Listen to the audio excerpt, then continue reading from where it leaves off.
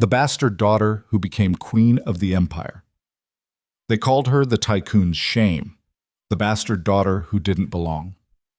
At a gala dripping in diamonds and cruelty, Aria Vance learned that invisibility was its own kind of survival, until a man with ice in his eyes and an empire in his pocket decided she belonged to him.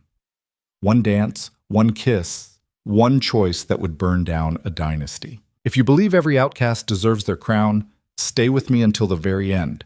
Hit that like button and drop the name of the city you're watching from in the comments so I can see how far this story travels tonight. The Hartley Grand Ballroom glittered like something dipped in poison. That was the first thought that crossed Aria Vance's mind as she stepped through the gilded doors. And it surprised her, because she'd been told 100 times that she didn't have thoughts worth keeping. She had them anyway. She kept them the way other girls kept diaries. Hidden, folded small, tucked somewhere nobody could reach. The chandeliers hung heavy overhead, each one the size of a small car, throwing shards of light across the marble floor. 300 people in couture, in jewels, in the kind of practiced laughter that cost more than most people's rent. The orchestra was playing something soft and Viennese, the kind of music meant to make rich people feel older than they were. It smelled like roses and champagne, and underneath that, something sharper. Money, Aria thought. Money had a smell when there was enough of it in one room. She smoothed the front of her dress with one hand.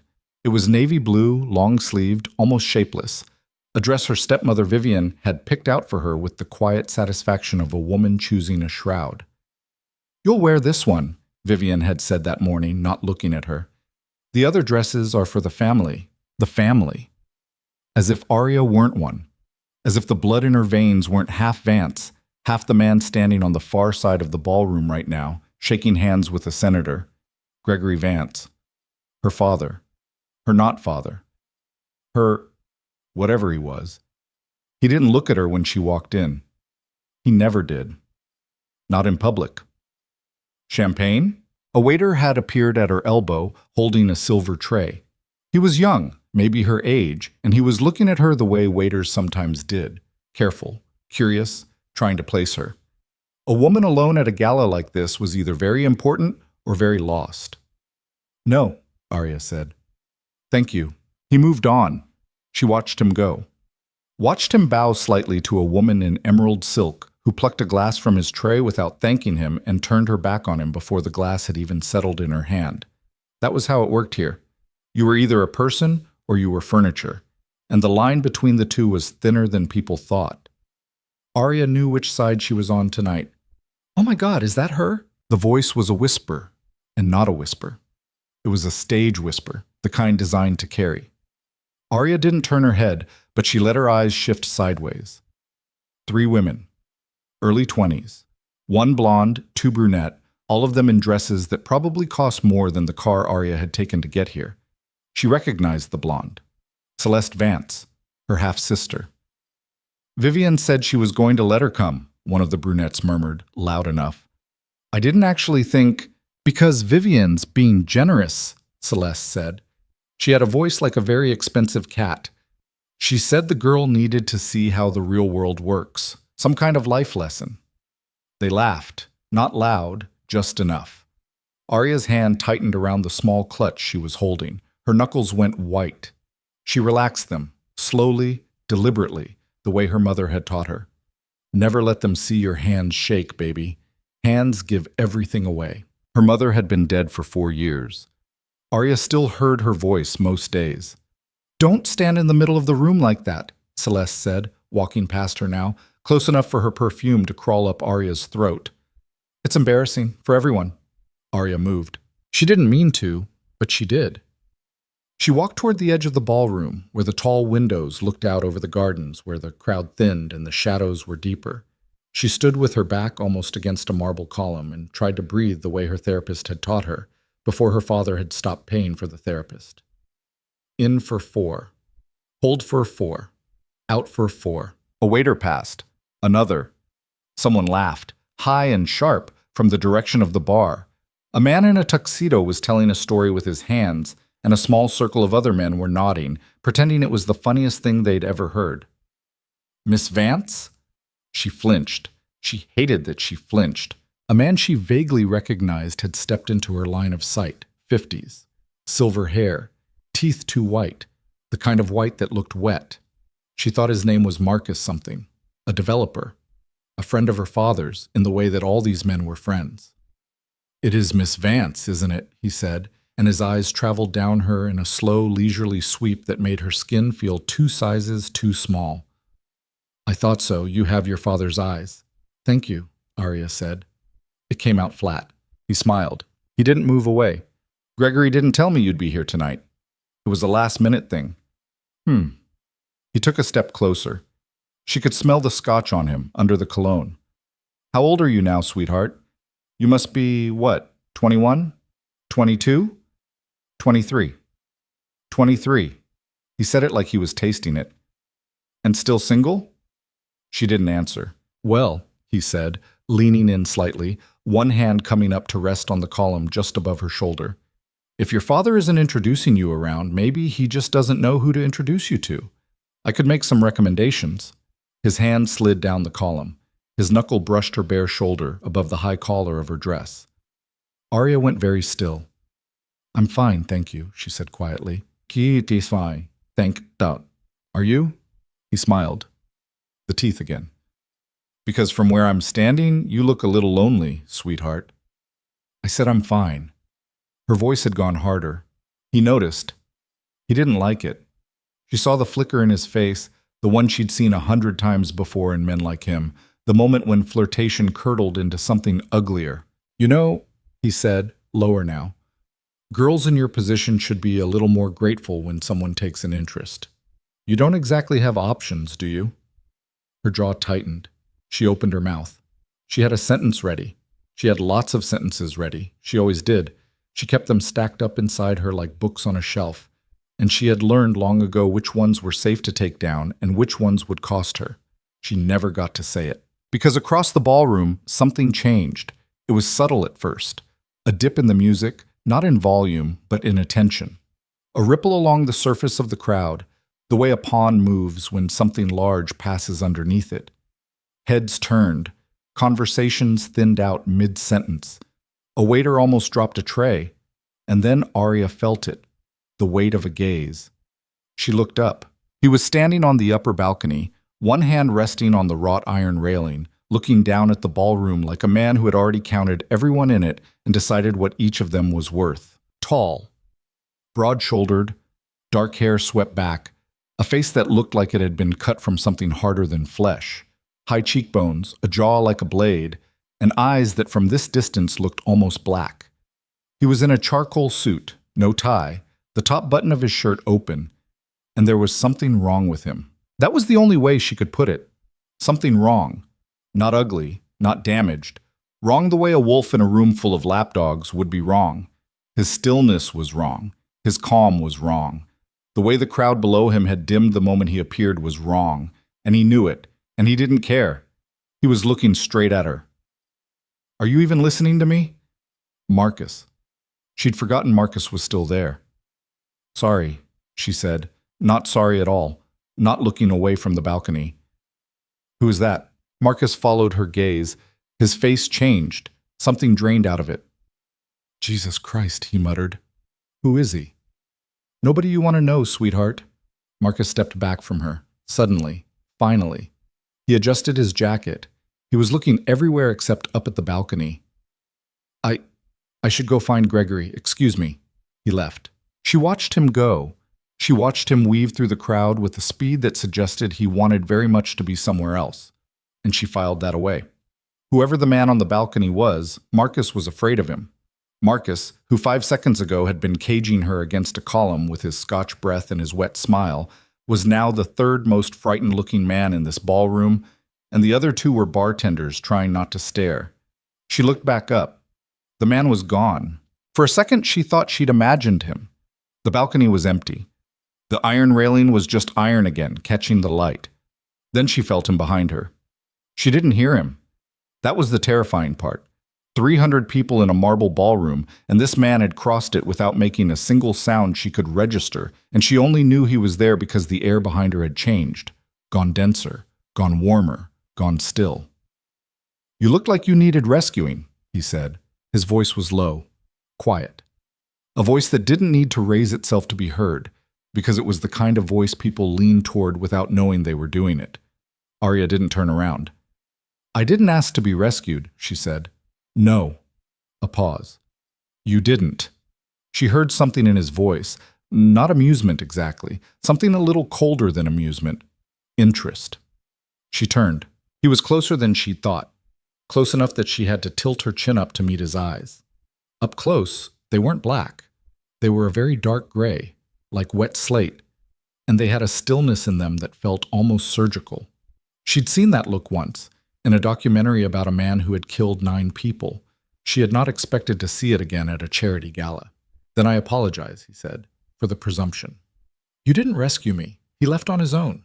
"He left," the man said, "because he saw me looking." "Why were you looking?" He didn't answer at first. He was studying her face the way some people studied paintings, not hungrily, the way Marcus had, but analytically, taking inventory. Aria had the strange and unwelcome sensation that he was seeing every part of her that she had spent the last 4 years trying to hide. "Because you were the only person in this room," he said finally, "who didn't want to be here." Aria blinked. "That's not true. There are plenty of people who don't want to be here." "No." His mouth did something that wasn't quite a smile. "They want to be seen here. That's different." She didn't have a sentence stacked up for that one. "What's your name?" he asked. She almost didn't tell him. She almost said Jane, or Sarah, or nothing, because something about him was making the alarm in her chest ring harder than it ever had, and every instinct she had was screaming at her to walk away from this man right now while she still could. But she was Gregory Vance's daughter. She told him. Aria Vance. Something flickered in his eyes. Recognition. Not the name, she thought. The last name. "Lucian Drakov," he said. She waited for the rest. The title, the company, the qualifier. It didn't come. He just stood there, hands loose at his sides, and watched her process it. She didn't recognize the name. She was almost sure she didn't. But she recognized the way the crowd behind him was moving. She could see it over his shoulder. People were giving them space. A wide, careful circle of space. An old woman in diamonds had turned and begun walking in the opposite direction. A man in a tuxedo had stopped mid-sip and was staring at them. Whoever Lucian Drakov was, people knew him. "You're not from here," she said. "No." "Where are you from?" "Everywhere, eventually." "That's not an answer." "It's the one I have." He was doing it again, that thing where he looked at her like she was a problem he hadn't decided yet how to solve. She hated it. She also couldn't look away from it. "Dance with me," he said. It wasn't a question. "No." "Why not?" "Because I don't know you. Because I don't dance. Because—" She gestured vaguely at the ballroom, at the gold and the glitter and the 300 people who would turn and stare the moment she set foot on the floor with a man like this. "Because I'm not supposed to be noticed tonight." "By whom?" "By anyone." He tilted his head slightly. He looked for the first time genuinely curious. "Who told you that?" "Everyone who matters." "Then they don't matter." And he held out his hand. It was a big hand, well-shaped. There was a thin white scar running down the side of his palm, a long one, old. She stared at it. She stared at it for what felt like a long time, while somewhere very far away the orchestra began a new piece, and the crowd began to turn toward them in earnest. And she knew that if she took this man's hand, something in her life would break in a way it could not be mended. She also knew she had nothing left that wasn't already broken. She took his hand. The ballroom inhaled. She heard it. She actually heard it. The collective intake of breath, the pause, the hundreds of conversations suddenly running a half-beat slower.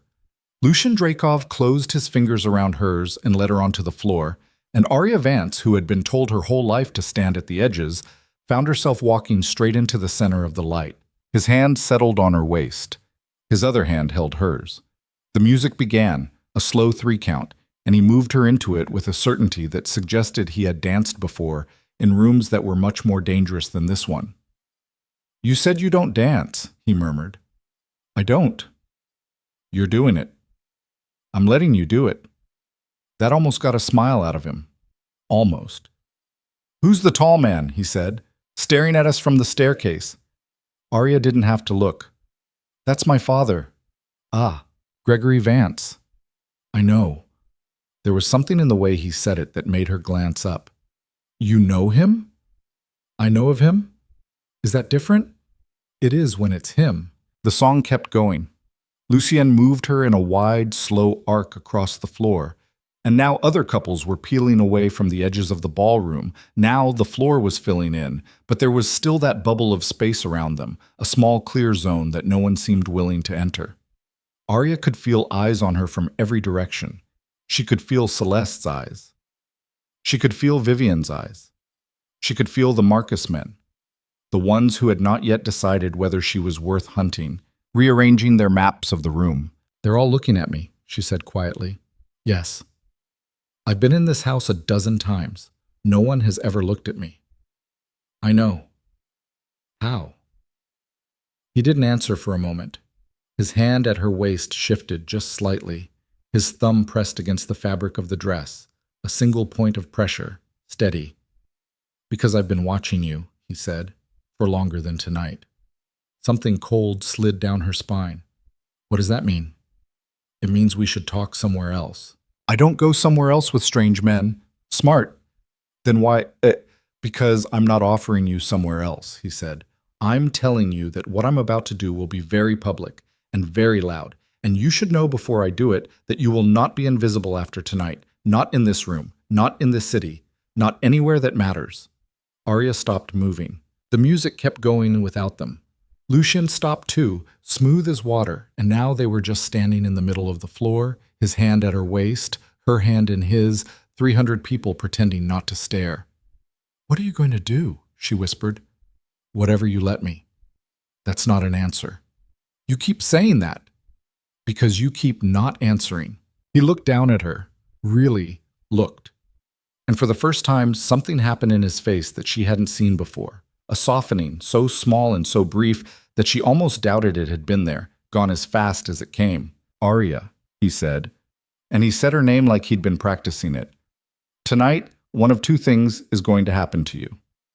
Either you're going to go home with your stepmother in that car that doesn't have your name on it, and tomorrow a man very much like the one who had his hand on your shoulder an hour ago is going to offer your father a number, and your father is going to take it. That's one of them. Her breath had stopped. What's the other one? I kiss you, he said, in front of every person in this room. And tomorrow, every one of them knows that you are not for sale. The floor tilted. That was the only way she could describe it later. The ballroom did not tilt, but the floor inside her own chest did, some inner plane sliding sideways. And for one endless second she could see, with a clarity that was almost cruel, exactly how true what he had just said was. The conversation she had overheard and pretended not to hear. The men Gregory had brought to the house over the last 6 months. Men who had asked very specific questions about her and then stopped asking them after certain documents had been reviewed. The dress Vivian had chosen tonight, the way her father had not looked at her once since she walked in. She wasn't at this gala by accident. She was here to be introduced. How do you know that? She breathed. Because I'm a man who pays attention to deals being put together. And this, what you're offering, what is this? A better deal. For who? His mouth did that thing again, the almost smile. For both of us. Her hand was shaking in his. She could feel it now. She couldn't remember when it had started. And if I say no, she asked, then I walk off this floor, and you finish your night the way it was always going to end. You'd let me. I would. Why? Because I'm not in the business, he said quietly, of collecting women who didn't choose it. She looked at him. She looked at him for longer than she had looked at anyone in a very long time. She looked past the suit and the scar on his hand and the stillness that made the room give him space. She looked for the lie. She did not find one. That did not mean it wasn't there. Aria was not a fool. She knew that men like Lucien Drukov, whatever he was, whatever empire he was standing on top of, did not do things without knowing the shape of what they would get back. There was a calculation here. She just could not, at this moment, find the edges of it.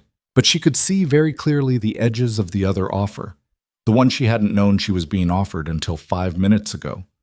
She could see Marcus's wet smile and Vivian's shroud dress and the car with no name on it, and she could see the rest of her life stretching out from that car like a long, dim hallway.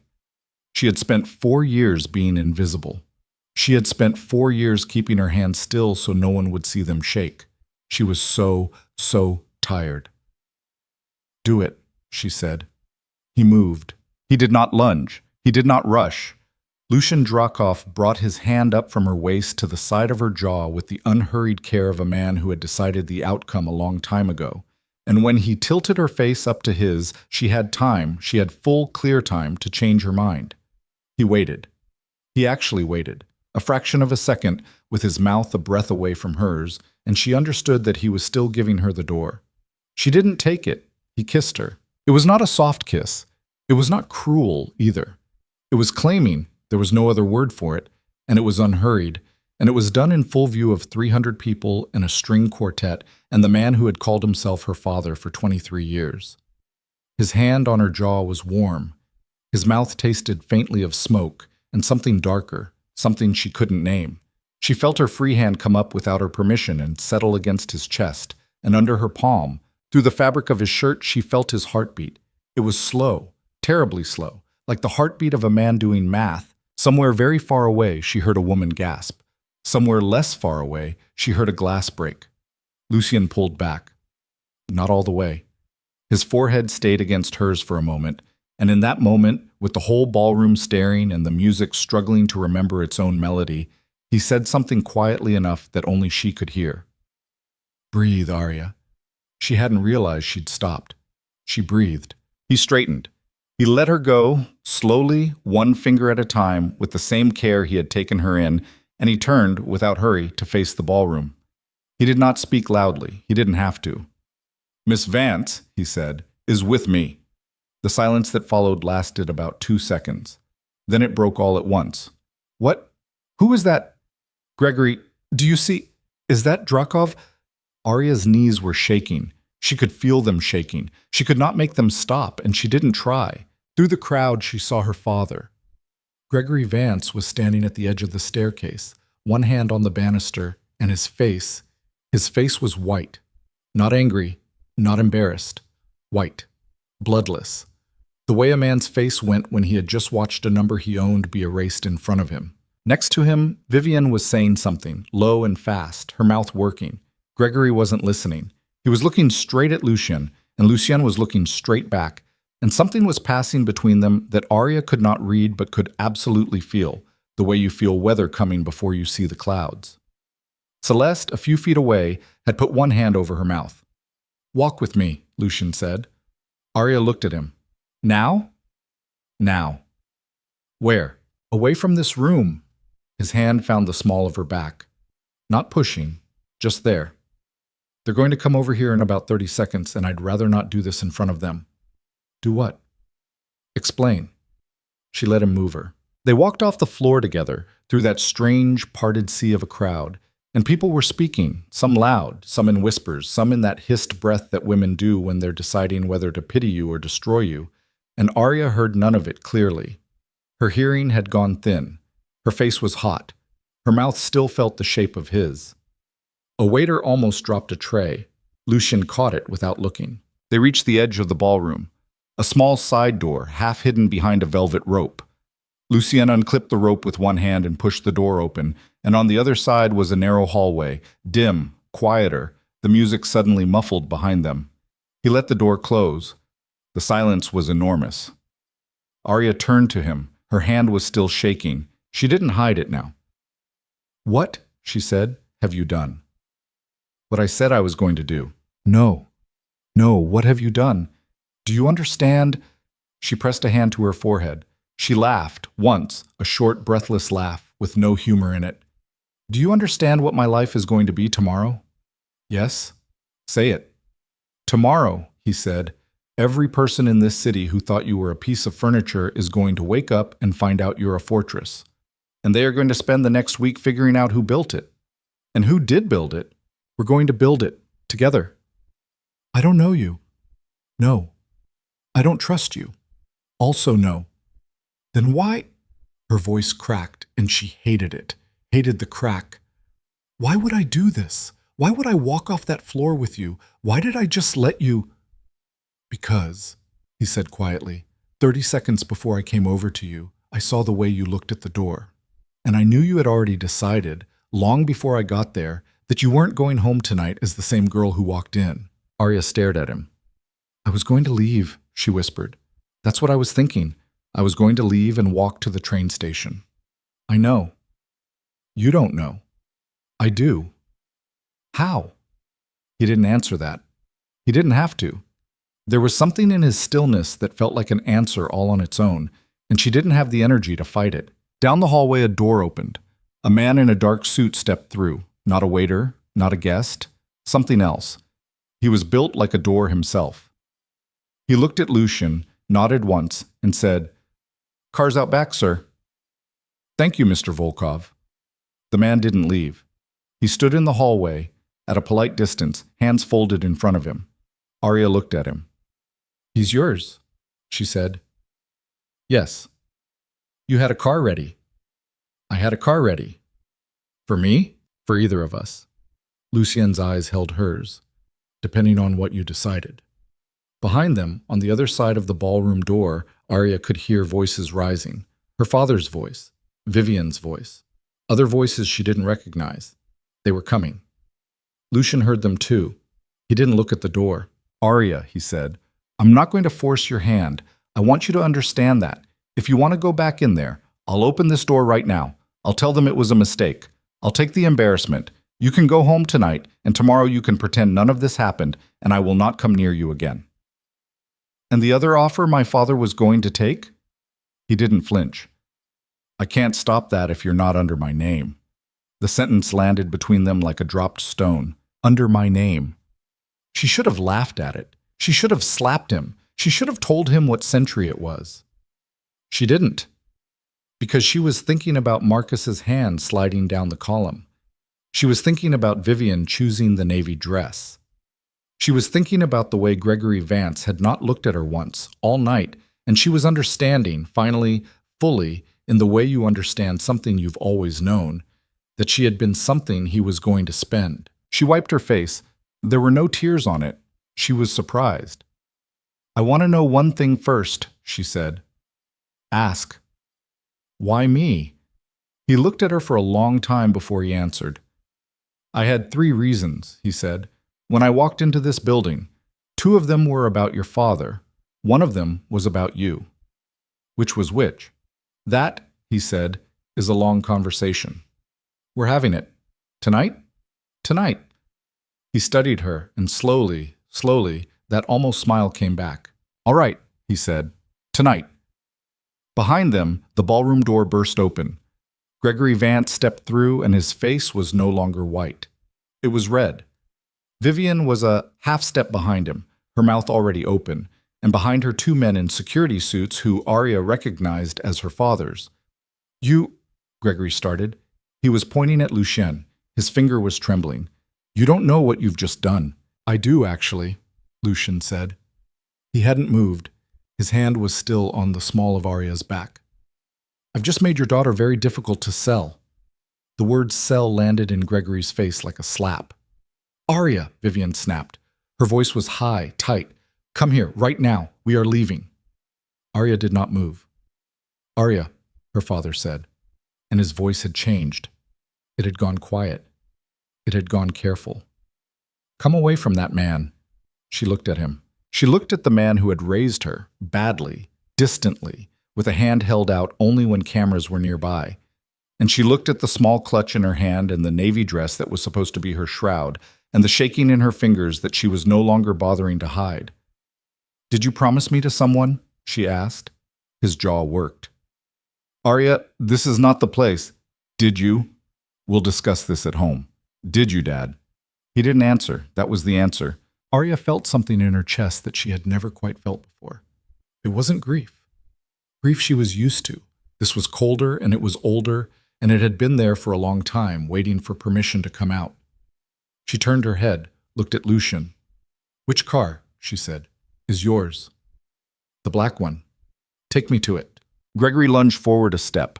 One of the security men moved with him. Lucien's man, the one who looked like a door, stepped very slightly to the side, not blocking, not threatening, just existing in the space between them in a way that made everyone remember how large he was.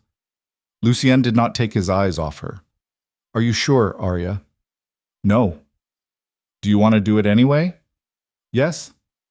He nodded, once. He held out his hand for the second time that night, and for the second time that night, Aria Vance took it. They walked down the hallway together. Behind them, Gregory Vance was saying her name over and over, his voice rising and cracking, and Vivian was telling him to shut up, and Celeste had appeared somewhere in the doorway with her hand still pressed to her mouth and her eyes very wide. Aria did not turn around. She did not look back.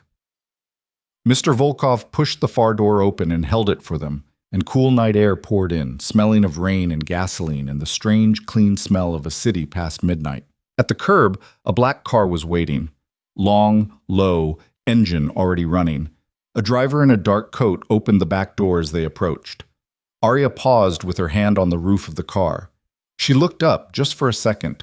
The Hartley building towered above her, all gold light and high windows. And in one of those windows, on the third floor, she thought she saw a figure watching. She couldn't be sure. "Miss Vance?" Lucien said behind her. "Don't call me that," she said.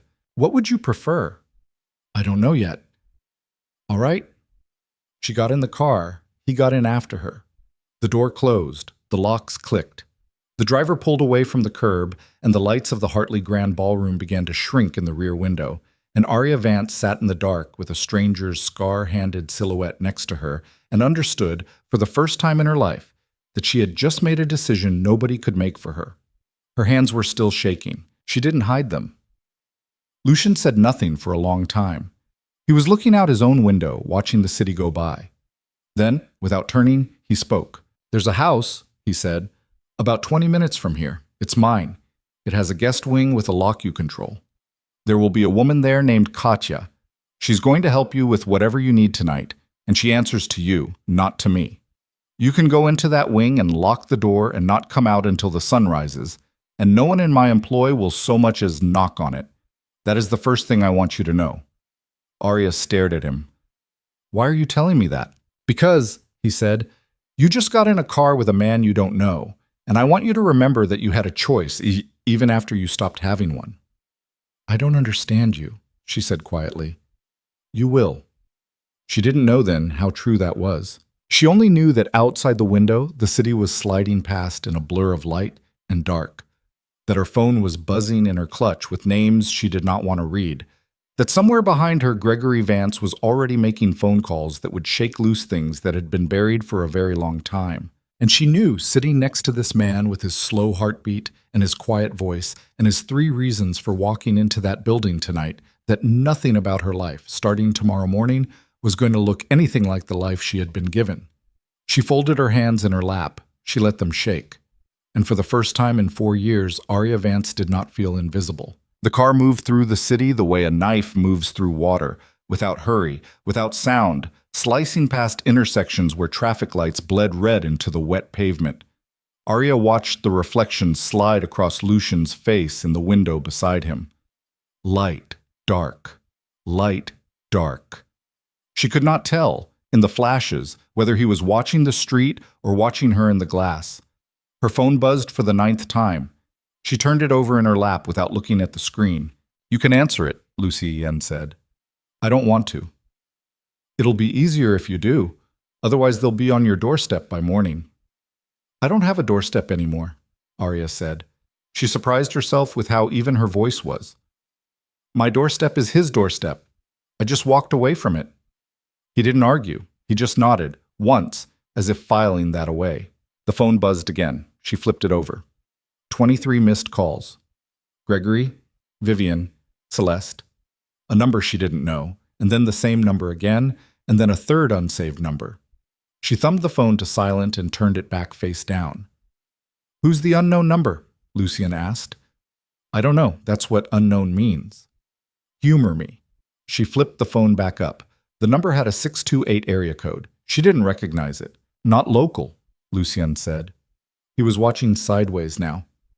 "It'll be one of the men your father owes." "He owes men." Lucian's jaw did something small. "We'll get to that," he said. "Get to it now." "Aria, you said we'd talk tonight. You said I could ask. And I will answer. At the house. When you're sitting, and you've had water, and you're not still inside the 10 minutes after a man kissed you in public for the first time in your life." That last part landed strangely in her chest. "How do you know it was the first time?" He looked at her finally, full on. Not cold. Not warm, either. "Because you haven't touched your mouth once," he said. "Women who've been kissed like that before check, at some point, to see if their lipstick has moved. You haven't. You forgot you had a mouth until I mentioned it." Aria's hand, traitorous, came up to her lips. She dropped it again immediately. He didn't smile. She was glad, in a strange, unreasonable way, that he didn't smile. If he had smiled, she would have hated him, and she wasn't ready to hate him yet. She needed to understand him first. They drove on. The house was not a house. That was the first thing Aria thought when the gates opened and the driveway rolled out in front of them, pale gravel under the headlights. A long, slow curve that disappeared through a line of black hedges.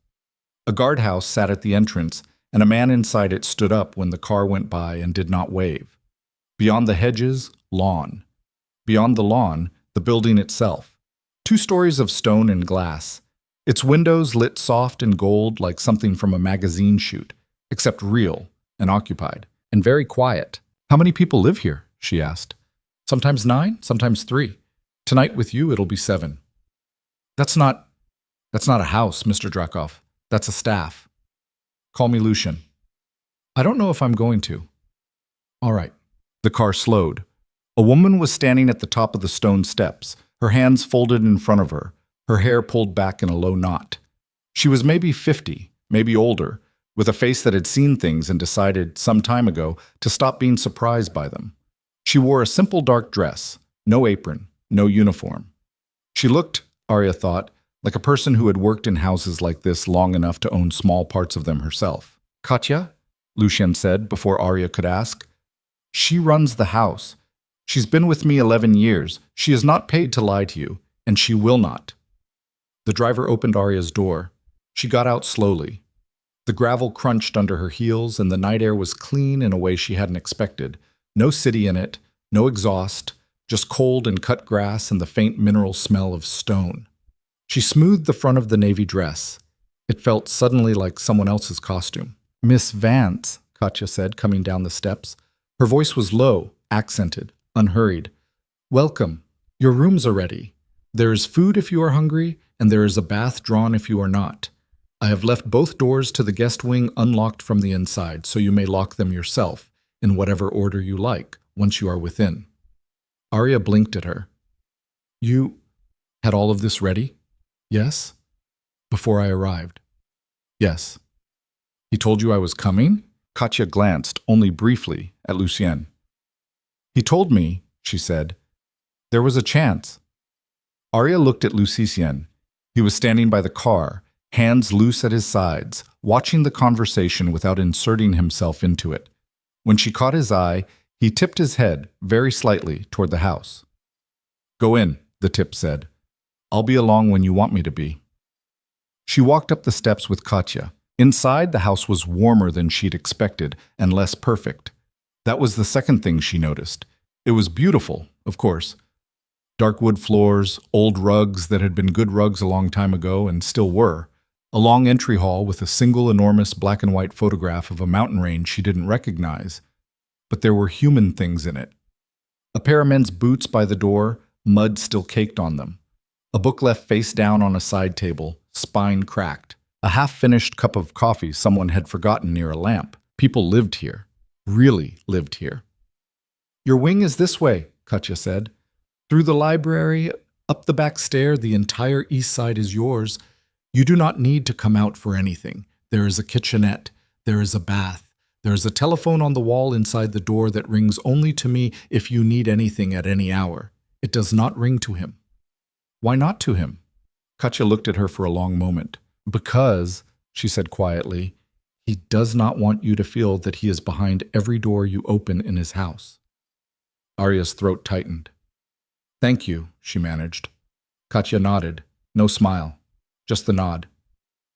They passed through a library, floor-to-ceiling books, half of them old, half of them new, a single leather armchair angled toward a cold fireplace, and up a narrow set of back stairs, and then through a door into a suite that made Aria stop walking.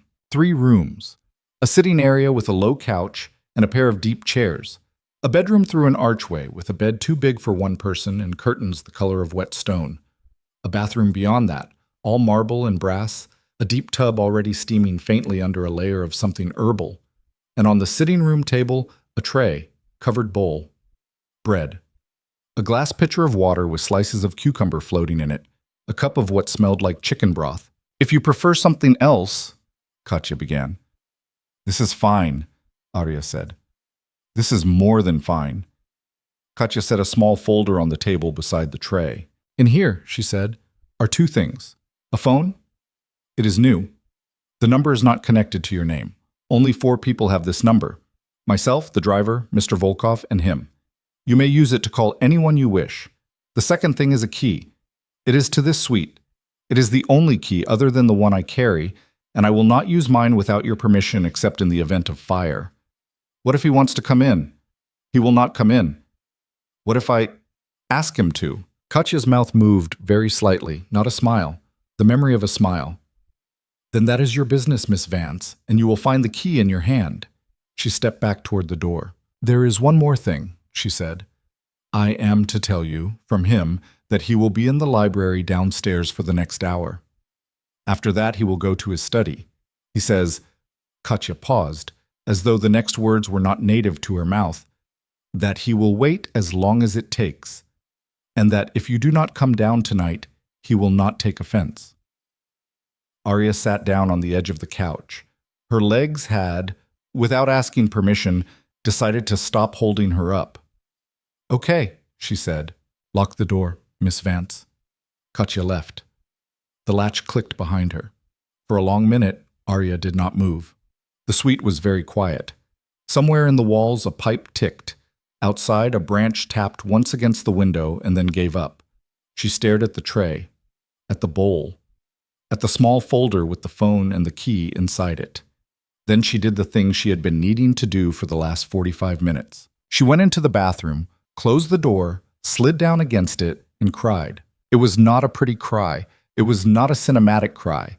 It was the ugly kind, the kind her mother used to call a purge, the kind that came up out of somewhere low in the gut and did not care what it looked like on its way out. She pressed the heel of her hand into her mouth so the sound wouldn't carry. She cried for her mother, who would have had opinions about this night. She cried for the girl in the navy dress who had walked into the Hartley Grand Ballroom thinking the worst thing that could happen was being ignored. She cried for the way her father had not answered when she'd asked him, "Did you?" She cried because the answer had been in his face. When she was done, she was not done, but she had run out of whatever fuel had been doing the crying, and she sat on the cold tile floor and breathed. Eventually she stood up, washed her face, looked in the mirror. The lipstick was, in fact, still there, slightly smudged at the corner. She rubbed at it with the pad of her thumb, and then, on some instinct she didn't examine, took the whole thing off with a piece of tissue until her mouth was bare. She did not look younger without it. She looked, she thought, more honest. She went back out to the sitting room, opened the folder, and picked up the phone. It was a newer model than the one she'd been using. Clean. No fingerprints on the screen, not even hers yet. She turned it on, and the 4 numbers were already in it. Katya, driver, Volkov, L, just L. She stared at that for a while, then she ate half the broth, drank the water, and walked downstairs. The house had a rhythm she was already starting to learn. The rug swallowed her footsteps. The lamps along the hall had been dimmed, not off, as though someone had decided she might come down and wanted the path to be easy. At the foot of the back stair she hesitated. Then she turned into the library. He was there, not at the desk, not posed. He was in the leather armchair, one ankle crossed over the opposite knee, a glass of something amber resting on the arm of the chair. His jacket was gone. His sleeves were rolled to the elbow, and she saw, on the inside of his right forearm, the edge of a tattoo, dark, geometric, something she couldn't read. He had a book open in his lap. He did not look up immediately. He gave her, Aria realized, the courtesy of a moment in the doorway, to decide whether she wanted to be seen or not. "I changed my mind about the water," she said. "I'd like something stronger." "Wine? Whiskey? Something else?" "Whatever you're having." He closed the book, set it on the side table, stood, walked to a low cabinet on the far wall, and poured her a measure of something from a heavy decanter. When he brought it to her, he held the glass out slowly so she could take it without their fingers touching. She noticed. She took the glass. "Sit," he said, "or stand. Whatever you want." She sat, not next to him, across from him, on the couch opposite. The fire in the hearth was not lit, but someone had laid it, and the paper curled neatly under the kindling like a promise. She took a sip of whatever it was. It burned clean, then warmed slowly. "Talk," she said. He took a breath, and there was, for the first time, a shadow of tiredness in him. "All right," he said. "I'll start with what you already know, so you can check me. Your father is Gregory Vance. He owns Vance Holdings, which is mostly shipping and some real estate. His wife, not your mother, is Vivian Ashford, formerly of Ashford Pharmaceuticals, which her family sold off about 9 years ago for reasons no one in the family likes to discuss. You have one half-sister, Celeste, from Vivian's first marriage, legally adopted by your father when Celeste was 11. And you are Gregory's daughter by Eleanor Cassidy, who was a set designer and who died 4 years ago." Aria's hand tightened on the glass. "Eleanor," she said quietly. "No one at that house says her name." "I know." "How do you know?" "Because I had people find out. I'll tell you who, if you want. I'll tell you when, if you want. I won't pretend I didn't. That's part of what I wanted to say first." She nodded slowly. That, at least, she could work with. "Okay," she said. He went on. "Your father's company is not in good shape. This is not widely known. He has kept it from his board, from most of his investors, and from his own wife. He is 6 months away from a debt call he cannot meet, on a loan he took 3 years ago from a private lender whose name I will not say in this room, because names have weight. In approximately 5 months, that lender is going to decide whether to forgive a percentage of that debt in exchange for a consideration Gregory has been quietly offering." He stopped. He looked at her. "Say it," she said. "You." She closed her eyes. "Not marriage, in the old sense," Lucian said, his voice level. "Not officially. A long engagement, publicized, to a man in that lender's organization. It would have bought your father time. It would have tied 2 families together in a way that made the debt politically awkward to collect. You were the asset. The engagement itself was going to be announced this spring, at a smaller gala I believe your stepmother is already planning the flowers for." Aria opened her eyes. "Who is the man?" she said. "I don't want to say his name yet." "Why not?" "Because the moment you know it, I lose a small amount of leverage over what happens next. And I need that leverage, Aria, not over you, over him." "Say it anyway." He looked at her for a moment. "Anton Reyes," he said. The name hit her like something she'd already been carrying. She didn't know Anton Reyes, but she knew the face when she thought about it. He had come to the house once, 3 months ago, for what Gregory had called drinks with an associate. He had been polite.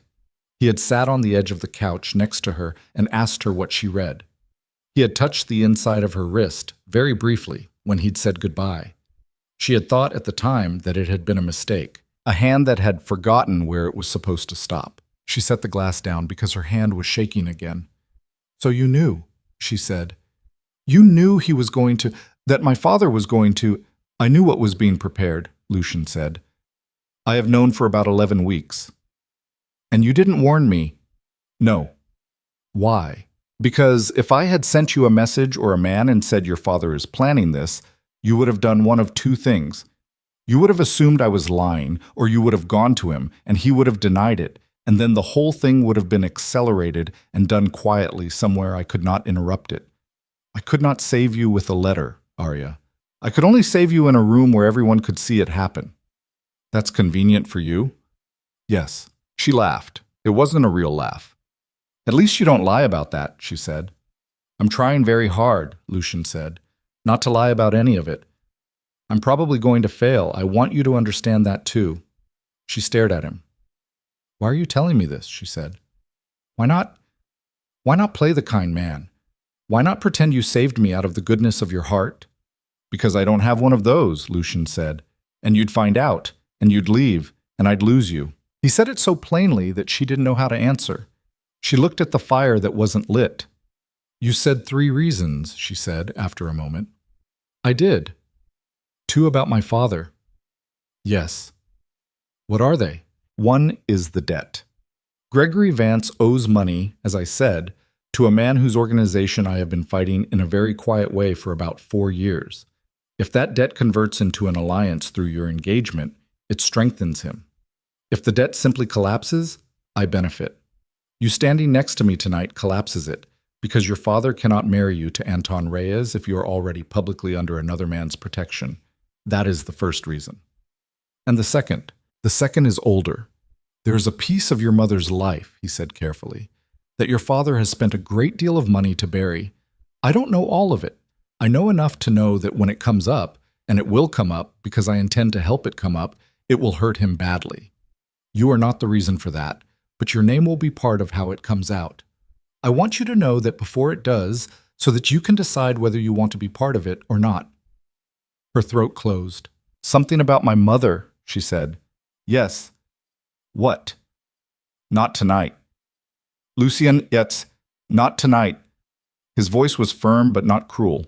You have had a very long evening. I will not dump a second grief on you in the same hour. I promise I will tell you. I promise it will be soon. Tonight, I need you to be able to sleep.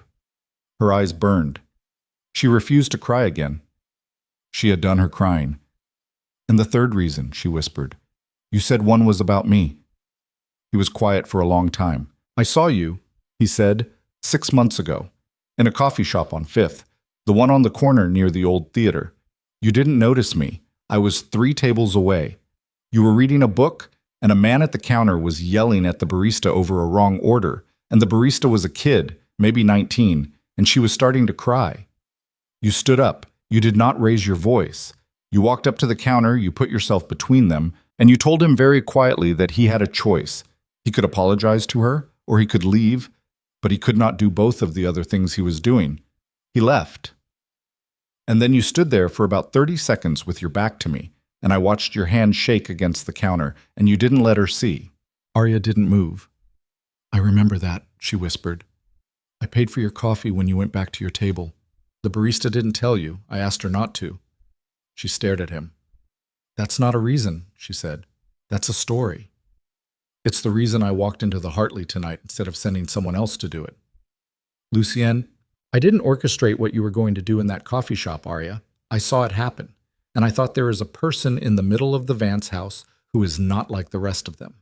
I went home that night, and I had my people look you up. That is when I learned about Anton Reyes, and about your father's debt, and about your mother. That is the order it happened in. I want you to know that too. I did not build a trap for you. I found you in the middle of one someone else had built, and I decided I was going to walk into it on purpose. The room was very quiet.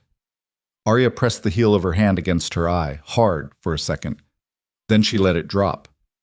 I don't know what to do with what you just said, she said. I don't need you to do anything with it. Then why say it? Because I told you earlier I was going to try not to lie. This is me trying.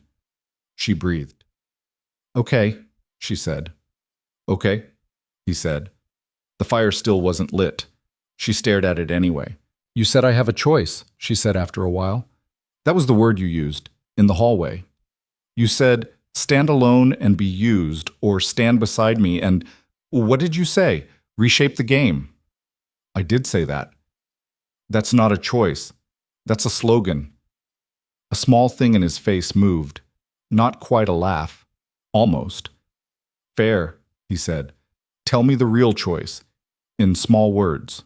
He set his own glass down. He leaned forward slightly, forearms on his knees, and the tattoo on his right arm resolved itself into something she still couldn't read, some kind of script, dense and deliberate. The real choice, he said, is this. Tomorrow morning, I'm going to make a statement. It is going to say that you are under my protection. It is not going to say that we are engaged, unless you want it to. It is not going to say that we are involved, unless you want it to. It is only going to say, to everyone who reads these things, that any action taken against you will be treated as an action against me. That alone buys you a month, maybe 2. In that time, your father cannot complete the deal with Reyes because Reyes will not move against me for a woman. He likes his knees. Charming. I can say it less charmingly if you like. No, keep going. In that month, you have options. If you want to disappear, I will help you disappear. Real disappear. New name, new city, money in an account under that new name, a job if you want a job, an apartment if you want one.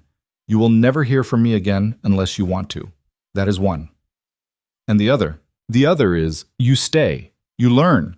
You find out what your father actually did to your mother. You find out what Reyes actually is. You find out what I actually am. And at the end of it, if you decide that some version of standing beside me is what you want, we build it together on terms we both write. If you decide it isn't, you take the disappearing option with whatever you've learned, and my door closes behind you, and I don't come looking. She was silent for a long time. Those aren't equal choices, she said finally. No. You're offering me the second one. You want me to take it. Yes. Why? Because, he said, I don't particularly like being alone. That was not the answer she had expected. It was not grand. It was not strategic.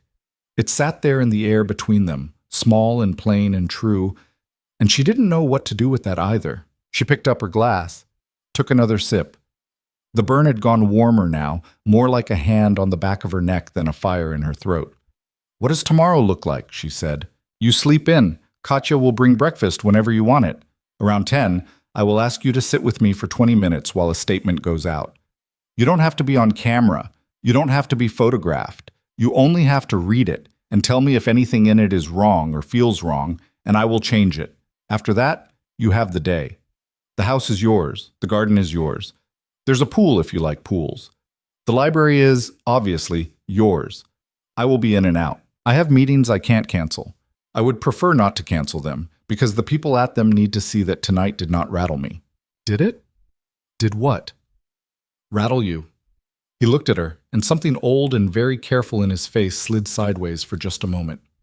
Yes, he said. Why? Because I'd only planned for 2 outcomes tonight. I hadn't planned for you to walk into my library and ask me to keep going when you could have just eaten the broth and gone to sleep. She didn't answer that. She didn't know how. The fire still wasn't lit. She set her glass down, and the sound of it on the wood was very small in the quiet room. I'm not saying yes to you, she said. I know. I'm saying yes to the month. I know that too. I want to see my father. He went still. When? Soon. Not tomorrow. Soon. I have questions for him that aren't going to get answered secondhand. I don't want you to send someone. I don't want you to handle it for me. I want to sit across a table from him, in a room I choose, with you in the building, but not in the room, and I want to ask him myself. Aria, Those are my terms, Lucien. For the month. I get to do that. He studied her for a long moment. Okay, he said. Okay? Okay. You get to do that. I will help you pick the room. She nodded once. She did not trust herself to say anything more. She stood up, and her legs were shaking again, very faintly, but she did not sit back down. I'm going to bed, she said. Good night, Aria. She paused at the doorway, one hand on the frame. She did not turn around. Lucien? Yes? The woman, Katya. She said you told her there was a chance I was coming. Not that I would. A chance. That's right. What did you think the chance was? He took a second. About 1 in 4, he said. That low. You didn't know me. You had no reason to come. Then why did you prepare the whole wing? Because 1 in 4, he said, is still worth preparing for. She stayed in the doorway 1 more second. Then she walked out. Upstairs she did not bathe. She did not eat more of the broth. She did not turn on the television that she'd seen in the corner of the sitting room. She took off the navy dress and folded it and put it on a chair, and it looked like a flag she had already stopped saluting. She put on a robe Katya had left out, cream, soft, too big for her in the shoulders.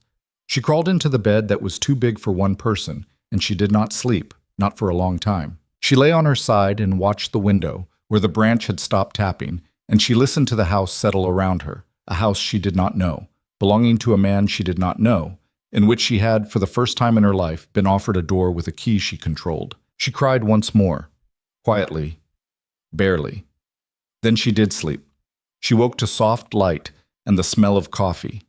Katya had left a tray quietly in the sitting room, fresh fruit, a small pot, 2 slices of toast, a folded newspaper, and on the paper a single yellow sticky note in black ink. Front page. Take your time. L. Aria picked the paper up. She was, in fact, on the front page, not the center, not the largest. A photograph, grainy, taken from some distance, of 2 figures mid-kiss in the middle of the Hartley ballroom. She could not see her own face clearly. She could see Lucien's hand on her jaw, and the back of her head, and the halo of people around them. The headline said, Drakov claims Vance heiress in shock public gesture. She read the word heiress 3 times. No one had ever put that word next to her name before. She read the article. It said very little that was actually known, a lot of speculation. A quote from an anonymous guest who had called it the most calculated romantic move this city has seen in a decade. A quote from someone who claimed to be close to Gregory Vance, refusing to comment. No quote from Lucien, no quote from Aria. A short paragraph at the bottom noting that a formal statement was expected later that morning. She set the paper down. She ate half a piece of toast. Then she went into the bathroom and, for the first time, looked at herself in daylight in that mirror. She was pale. Her eyes were rimmed. Her hair was a mess from sleeping on it wet, except she hadn't washed it, so it was just a mess from sleeping. She did not look like an heiress. She looked like a 23-year-old woman who had made a large decision the night before and was still deciding whether to regret it. She decided tentatively not to. She showered. She dressed in clothes she found in the wardrobe. Simple things, a sweater, dark trousers, soft flats, all of them somehow in her size, which was a fact she chose not to examine too hard yet. She went down to find him. He was in the library again. At the desk this time, jacket on, phone in his hand. He looked up when she came in, and something in his face, not relief, but the shape of relief, flickered and was gone. Morning, he said. Morning. Did you sleep? Eventually. Good. I read the paper. And? It called me an heiress. It did. I'm not.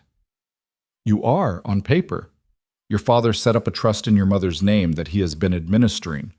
I had my lawyers confirm it last night. It is smaller than the paper would suggest, and he has been drawing from it in ways that are probably legal and definitely ugly. But yes, technically. I didn't know that. I know.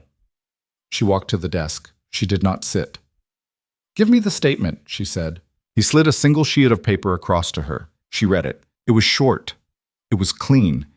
It said, in 3 paragraphs, that as of the previous evening, Aria Vance was under the personal protection of Lucien Drakov and the Drakov organization, that any action, communication, or attempt at contact that she had not personally welcomed would be considered an action against him, and that further information about the nature of their relationship would be shared, if at all, at a time and in a manner of their own choosing.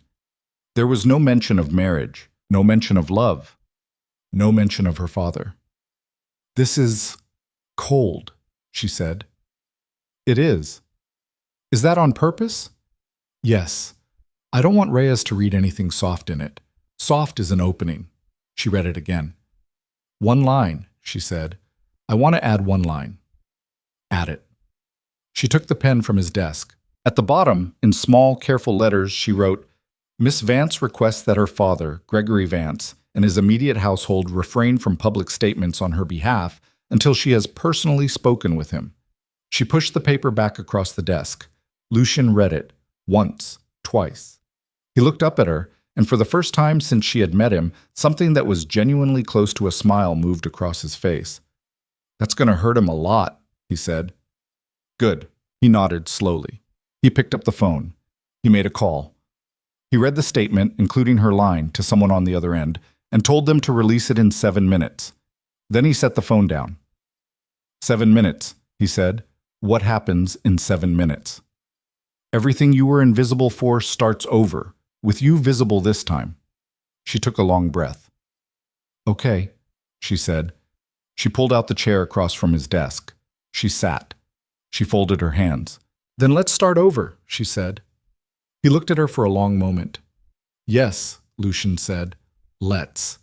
The phone on his desk began almost immediately to ring. He did not answer it. Neither did she. The phone did not stop ringing for 4 days. Not that phone specifically. Lucian let it wear itself out on the first afternoon and then had it sent to another room. And in the quiet that came after, Aria realized she had been flinching every time it started up. But other phones in other rooms picked up the work. Katya's ring, 2 halls over. A low, polite murmur at every hour. Volkov's, harsher, terser. The black phone on a side table in the library that Lucian answered sometimes with a word, and sometimes with a silence, and sometimes not at all. The world was, it turned out, loud about Aria Vance now. She had not expected that. She had expected. She didn't know what she had expected. Whispers, maybe. A line in a column. The same sort of ignoring that had shaped the first 23 years of her life, only with a new thing to ignore her for. Instead, her face was on 3 papers by Tuesday afternoon. Her old college ID photo surfaced from somewhere. A gossip channel she had never watched ran a segment she did not see, but that Katya, very dryly, told her had used the word Cinderella twice and the word concubine once. "Concubine," Aria said. Katya said. She was folding a stack of linens that did not need folding because she had a habit of doing something with her hands when she was delivering news she didn't like. "They are not very clever. I'm not his concubine." "No." "What am I?" Katya stopped folding. "You are," she said. "Aria Vance. That is what you are. Everything else is a hat someone is trying to put on your head. You do not have to wear any of them." Aria sat with that for the rest of the day. Lucian had not lied about the meetings. On the morning of the second day, she came down to find the house already moving around her. A black SUV at the gate, 2 men she had not seen before in the front hall with coats over their arms. Volkov issuing instructions in low Russian to someone on the other end of a headset. Lucien himself, in a suit darker than the charcoal one, was standing at a side table, reading something off a folder while a woman in a gray pantsuit pointed at one of the lines and said a name Aria didn't catch. He looked up when he saw her on the stair. "I won't be back until late," he said. "Is that all right? Is that a question you actually want an answer to, or are you being polite?" He almost laughed. It was not a laugh, but it was the movement of a laugh. "I actually want an answer," he said. "Then, yes, it's fine. Go. Katya has my secondary number. If you need anything, go, Lucien." He went. That was the pattern of the first week. He was in the house in fragments, morning coffee, sometimes, the 2 of them across the long kitchen island with the newspaper between them. An hour in the library before bed, reading in separate chairs, not talking. A silence that had started out unbearable and then, somehow, become the first silence of her life that had not asked her to prove anything. They did not touch. He did not try. Once, when she reached across him for the salt at dinner, her wrist brushed the back of his hand, and he moved his hand very slightly to give her room. The movement was so automatic, so worn, that she thought about it for 2 days afterwards. Her own phone, the old one, was a graveyard. She looked at it on the 3rd day finally, when Katya, who had not asked anything about it, walked past her door and paused long enough to say, "You can read them or you can burn them, but leaving them unread is its own decision," and then walked on. Aria sat on the edge of the bed and scrolled. Gregory. 41 messages. She read the first. "Aria, please call me. This has gotten out of hand." She read the last. "Aria, I don't know what he has told you. Some of it will be true. Most of it will not. You don't know this man. I am begging you to come home before you do something that cannot be undone." He had used the word begging. Gregory Vance had used the word begging. She read that message 3 times because she could not remember the last time he had used a verb that put him in a smaller position than her. He wrote, "I love you, honey," at the end of it, and she stared at honey for a long time because he had not called her honey since she was maybe 9, and it felt, reading it now, like a word he had dug out of a drawer specifically for this. She did not reply. Vivian's messages were different. "You have humiliated this family. You have humiliated your father. You have no idea what you have done." Celeste is beside herself. Your father has not eaten in 2 days, you selfish child. Come home. And on the second day, a line that made Aria's hand go cold against the screen. If you do not come home this week, you will find that the door is closed in a way your mother would have understood. Aria read that one twice. She put the phone down. She picked it up again. She screenshotted it. She took the screenshot and walked barefoot down the long hall and into the library. Lucien was at his desk, for once, in the middle of the day. There was a tall, thin man in glasses sitting across from him. A lawyer, she assumed. She had seen him twice before. And the two of them looked up when she came in. I need a minute, she said. Lucien looked at the lawyer. The lawyer stood, nodded to Aria, and left without being told. Aria walked over, put the phone down on Lucien's desk, face up, screenshot open. He read it. A muscle moved in his jaw. That was the only thing she saw move. When did this come in? He said. Yesterday. Do you know what she means? No, but I know it means something. She doesn't threaten when she's bluffing. She threatens when she has a card. He looked up at her. You want to do the meeting? He said. Yes. Now. Yes. Your father? My father, but not in his house and not in yours. Somewhere neither of us lives. You pick the building, I pick the room. He nodded. Give me 24 hours, he said. Fine. She turned to go. At the door she stopped. She did not turn around. Lucien. Yes. The thing you said about my mother, the thing you said you'd tell me soon. Silence. It's going to be in this meeting, she said. It can be. Is it a thing that makes me hate him? That's not my call. Is it a thing that should make me hate him? He took a long breath. Yes, he said. She nodded without turning around and walked out. The meeting was set for Friday, in a building she had never been inside. It was a law office, old stone, one of those narrow, quiet places in the financial district that looked like nothing from the outside and smelled inside like leather and mint, and a kind of money that didn't need to shout. The conference room they put her in was on the 7th floor, long table, cream walls, a single piece of art on the back wall, a small muted landscape, nothing you would remember. Water carafe on the table, 4 glasses, no food, no flowers, no softness anywhere. Aria had picked the room. She had wanted it to look exactly like this. She arrived first, on purpose. Lucien walked her up from the car, stopped at the door, met her eyes. You want me in there? No. I'll be 2 doors down. Good. Aria. Yes. If at any point you want me to come in, you knock on the wall behind your chair twice. Volkov will hear it. He'll come get me. Okay. If you want me to leave the building entirely, 3 knocks. 3 knocks is leave. 3 knocks is leave. She nodded. He did not touch her. She was grateful again for the small discipline of his hands. I'm going to be fine, she said. I know. I'm going to be fine, Lucien. I said I know. He left. She sat at the head of the table, not the side, the head. She had thought about this. She had the door on her left and the window on her right, and the empty chair for her father directly in her line of sight at the far end. She poured herself a glass of water. She drank half of it. She set the glass down and folded her hands and waited. Gregory Vance came in 11 minutes later, alone, which surprised her. He looked smaller. That was the first thing she thought, and she made herself examine it because she knew the feeling could be a trick. Sometimes, when you had only seen a person from below your whole life, it took one afternoon of looking at them straight on for your brain to shrink them. This was partly that, and it was partly not. He had lost weight. His shirt collar sat looser on his neck than she remembered.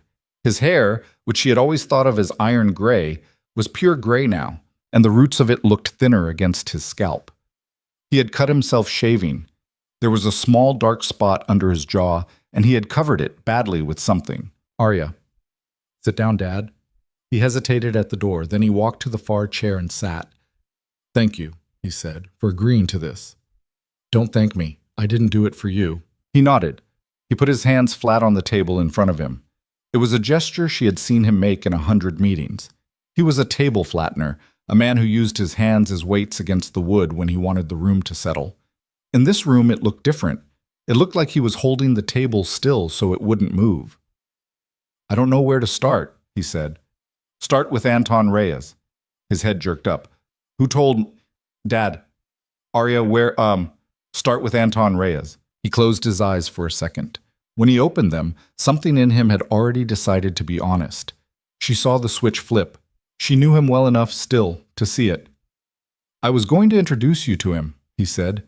You did introduce me to him 3 months ago, in the living room. He touched my wrist when he left. Gregory winced, a full-body wince, small and real. I told him not to, he said quietly. I told him. You told him not to what? Exactly. Not to be too obvious? Not to scare me off before you'd wrap the bow? That's not fair, Aria. It might not be fair. Is it accurate? He did not answer. She nodded. She poured him a glass of water because her mother had taught her that you offered water to a man who was being honest even if you hated him, because the water made it easier for him to keep being honest. She slid the glass across the table. He didn't touch it. Why? She said. You know why. Say it, Dad. Say it in this room to me. The company, he said, is in trouble. How much trouble? The kind you don't come back from without help. How much money? He said a number. It was a large number, larger than she had expected. She did not let that show on her face. She had practiced not letting things show on her face for a very long time, and she let the practice work for her now. And Reyes was the help. Reyes's people, yes. And what was I? Aria? What was I in the deal, Dad?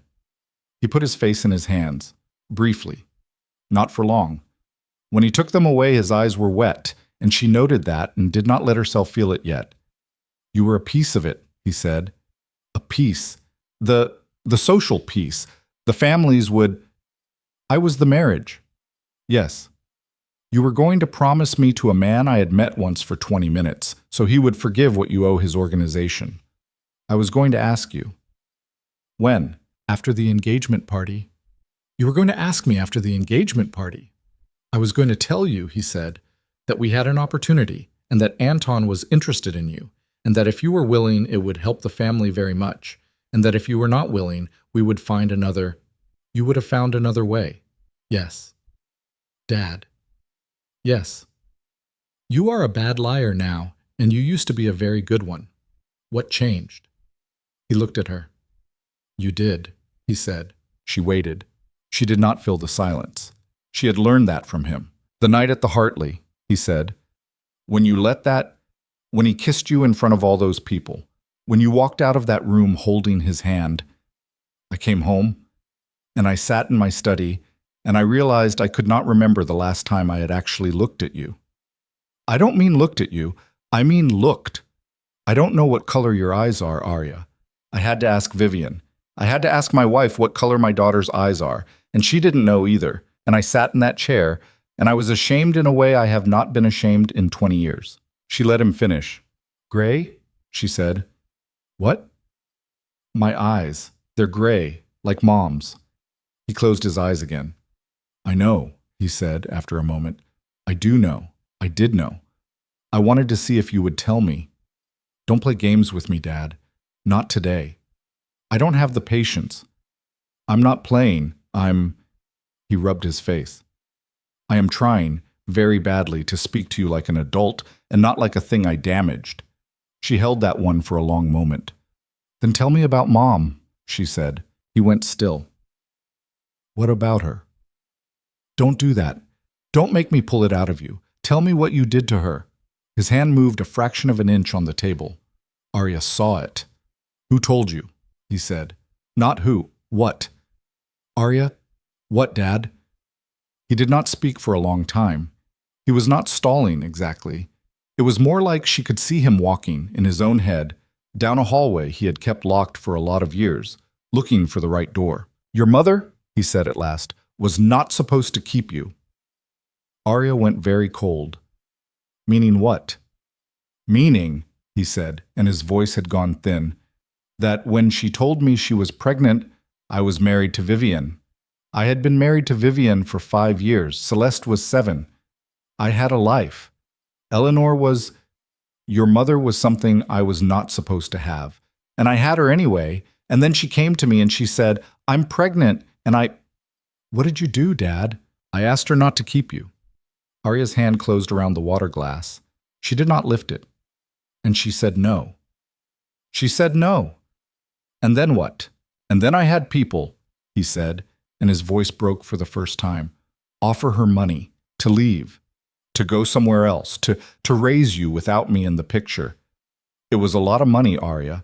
It was a lot of money and a house in another state and an income for your entire childhood. And she said no. And then I had people offer her more. And she said no again. And then He stopped. Then you what? I had a lawyer draft papers. What kind of papers? That if she kept you, she waived. She waived any claim to me, financial, legal, anything. And she signed them. She signed them. Aria breathed. In for 4, out for 4. So when she was dying, she said, and her voice was very steady, and we couldn't afford her treatment, and I came to you, and I asked you, and you told me you'd already done what you could. I had already given her more than the papers required. You had already given her what you decided was fair. Aria, you let my mother die of a treatable cancer because a piece of paper you made her sign when she was 24 years old said you didn't have to pay for her. It wasn't like that. What was it like, Dad? It was complicated. Say the number. What number?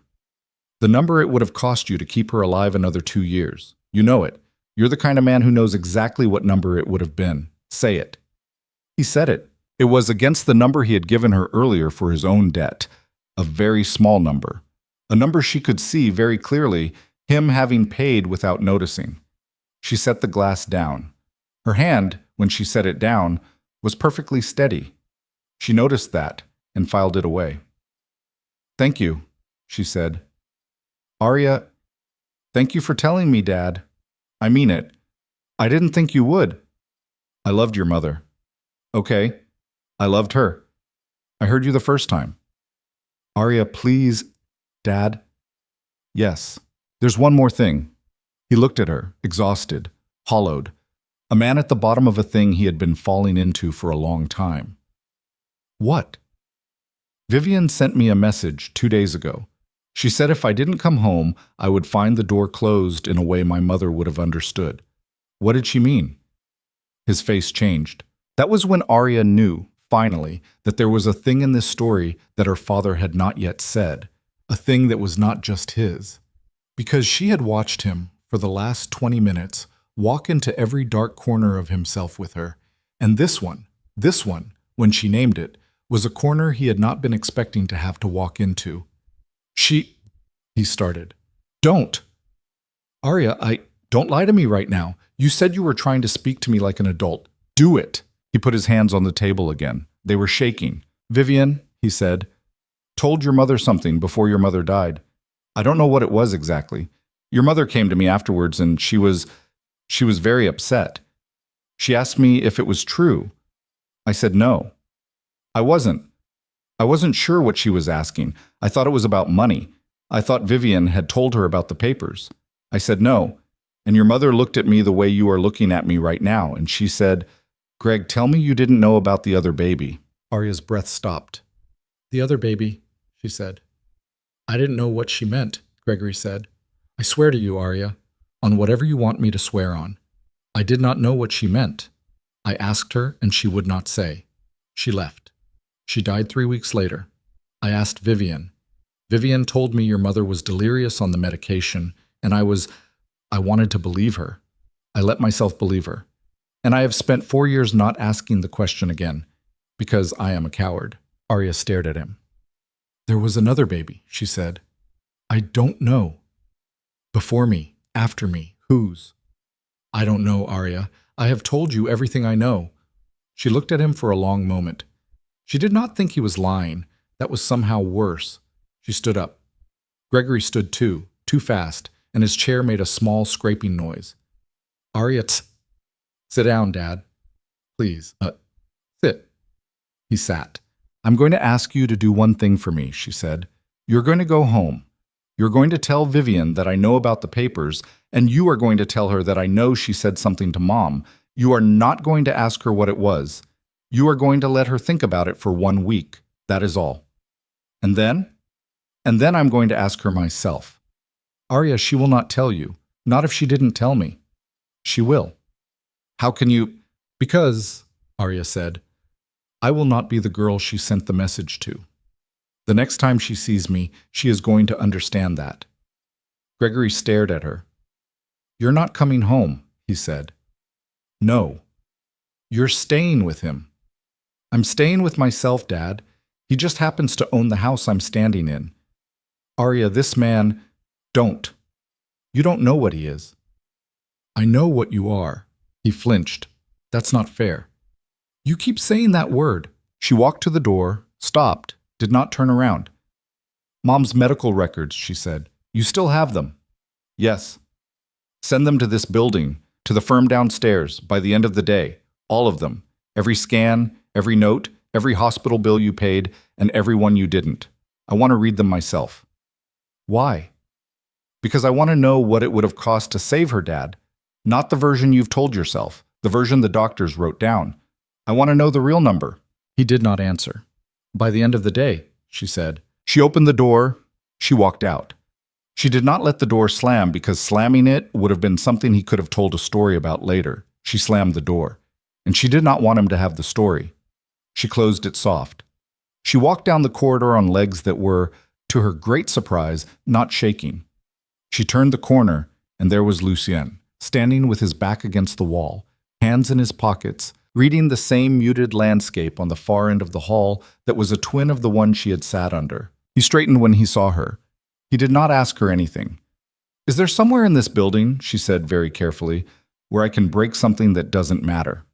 Yes. Take me there. He took her down one floor, to a small empty office with boxes along one wall, glass-fronted bookshelves, a standing lamp, dust in the corners. Nobody used it. He closed the door behind them, looked around, and picked up a heavy ceramic mug off a shelf that she guessed had been left behind by someone who had retired or been fired. This one, he said, handing it to her. She threw it against the opposite wall. It shattered hard. Pieces went everywhere. The noise was enormous in the small room. She stood in the middle of it with her hands empty and her chest heaving, and to her own astonishment, she was not crying. She was furious. It was a clean kind of furious. It had a shape and a direction, and it was not pointed at herself, which was a new kind of fury for her, and she let it fill her whole chest and settle there, warm and bright and perfectly manageable. Lucien was watching her. Another one? He said. No. Okay. She sat down on the floor against the wall, in the dust, in the navy trousers she had dressed so carefully in that morning. Lucien, after a moment, came and sat down next to her. Not close. Close enough. He told me, she said. About your mother. Yes. And about the papers. And about the fact that Vivian said something to my mother before she died. And that there may have been another baby, and he doesn't know whose it was, and I don't think he was lying. Lucien was silent for a long time. That's the part I didn't know yet, he said. Which part? The other baby. You didn't know? No. Lucien, do not lie to me about this.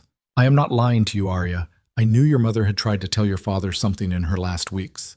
I did not know what. I had guesses. None of them were a baby. She believed him. She didn't want to. She did. So what now? She said. Now, he said, you decide how big this fight gets. Meaning Vivian is not a small fight. Meaning if there is another child, there are reasons she did not tell you, and those reasons will have teeth. Meaning if we go at her the way you just went at him, she will not fold because your father loves you and she does not. I'm aware that she does not love me, Lucien. I know. Then say what you actually mean. He turned his head and looked at her. I mean that tonight you stop being the girl who got rescued at a party. I mean that the next time you walk into a room with any of these people in it, you walk in not as someone he is protecting, but as someone who is building something of her own. I mean that you do not, for the rest of this, have a single conversation where your leverage is only me. We start making your leverage yours. How? You come to the meetings. Not all of them. The ones I choose. You listen, you watch the people. You learn what deals look like when they're real and what they look like when they're theater. We get you your own lawyer. We get you into your mother's trust. We find out what your father has been drawing from it, and we make that public, in the right room, at the right time. And we find out who Vivian sent to your mother's hospital room the week before she died, because somebody walked in, and that somebody is where the other baby comes from. Bato. You think Vivian? I think Vivian Ashford has spent 9 years pretending her family sold that pharmaceutical company for clean reasons. And I think she has spent 4 years pretending she did not threaten a dying woman in a hospital bed. And I think she wrote you a message this week that said the door is closed in a way your mother would have understood. And I think she does not know yet that she is not speaking to the girl she thinks she's speaking to. Aria laughed. It came up out of her without permission. It was not a nice laugh. It was short and jagged, and it felt very good. Okay, she said. Okay, Lucien, let's build me. He nodded. First lesson, he said. Yes. Your father is going to call you tonight. He's going to cry. He's going to say things he means and things he doesn't. You are not going to pick up. Why? Because the worst thing you can do in a war with people like these is let them apologize to you before they have given up anything real. An apology before a concession is a coupon. You don't take coupons, you take concessions. Okay? Second lesson. Yes. Tomorrow, you and I are going to have our photograph taken together. On purpose. Controlled. At a small event we can leave when we want. You will not smile. You will not pose. You will stand next to me and look directly at the camera like a woman who has already decided how this ends. Why? Because the picture from the Hartley makes you look kissed. I want the next one to make you look dangerous. She looked at him. Lucien. Yes. Are you going to let me fall in love with you? She had not meant to ask it. It came up, the way the laugh had. He was quiet for a long time. I am not going to stop you, he said eventually, if that is what you decide to do. But I'm not going to ask for it either. You have already been asked for too many things you didn't get to weigh. You're not going to get that from me. That's not an answer. You keep saying that. Because you keep not answering. I'm answering the question you asked. Maybe you should ask a different one. Fine. Fine. Are you going to fall in love with me? He laughed. It was the first real laugh she had heard out of him. It was short and surprised, and it sounded, she thought, like a laugh that had not been used in a while and had gone a little rusty in the corners. Probably, he said. Probably. Probably? Lucien. Yes. That's a bigger answer than I was expecting. I know. She leaned her head back against the wall. She let her eyes close just for a second. The dust smelled like paper and old cleaning solution and a small trace of whatever that ceramic mug had last been washed with. It was, against everything, the first moment in 4 days she had felt quiet in her own body. Okay, she said. Tomorrow, photo. Day after, my lawyer. End of the week, Vivienne. End of the week is too fast. End of the week, Lucien. He looked at her for a long moment. All right, he said. End of the week. She opened her eyes, looked at the ceramic shards scattered across the floor. Who's going to clean that up? She said. Me. You. It's my building. Of course it is. She stood up. She brushed the dust off the back of her trousers. She offered him her hand, and he took it, and she pulled him to his feet, which took more of her weight than she'd expected. And the brief impression she had, very briefly, was that he had let her pull him up on purpose, that a man built the way he was did not need a small woman's hand to stand, and that he had taken hers anyway because he had understood somehow that she needed to be the one doing the pulling today. She did not thank him for it. She did not have to. They walked out of the small, dusty office together. They took the elevator down. Outside, the black car was waiting, and Volkov was holding the door, and the sky over the city had gone the soft silver of late afternoon. Aria Vance got into the car on her own side. She did not wait for it to be held for her. Behind them, on the 7th floor, her father was still sitting at that table. She did not look up at the window. Home, Lucien said to Volkov. The car pulled away. Lucien, she said without looking at him. Yes. One more thing. Yes. I want the other baby found before the week is out. Whoever that child is, whatever they have become, I want to know. He did not answer right away. "Aria," he said, "if that child exists and is alive, that is a person who is probably not looking for us. That is a person who might have a life. You want to walk into it." "I want to know. I'm asking you to be sure." She turned her head and looked at him. "My mother," she said very quietly, "died asking my father a question about this. I am not going to die without an answer to it. Find them." He held her gaze for a long second. "Okay," he said. He turned to the window. Outside, the city slid past, long and gray and full of buildings that did not yet know her name. And above them, somewhere, in a nursery, or a classroom, or an office, or a grave, there was a person whose life was about to be rearranged the way hers had been.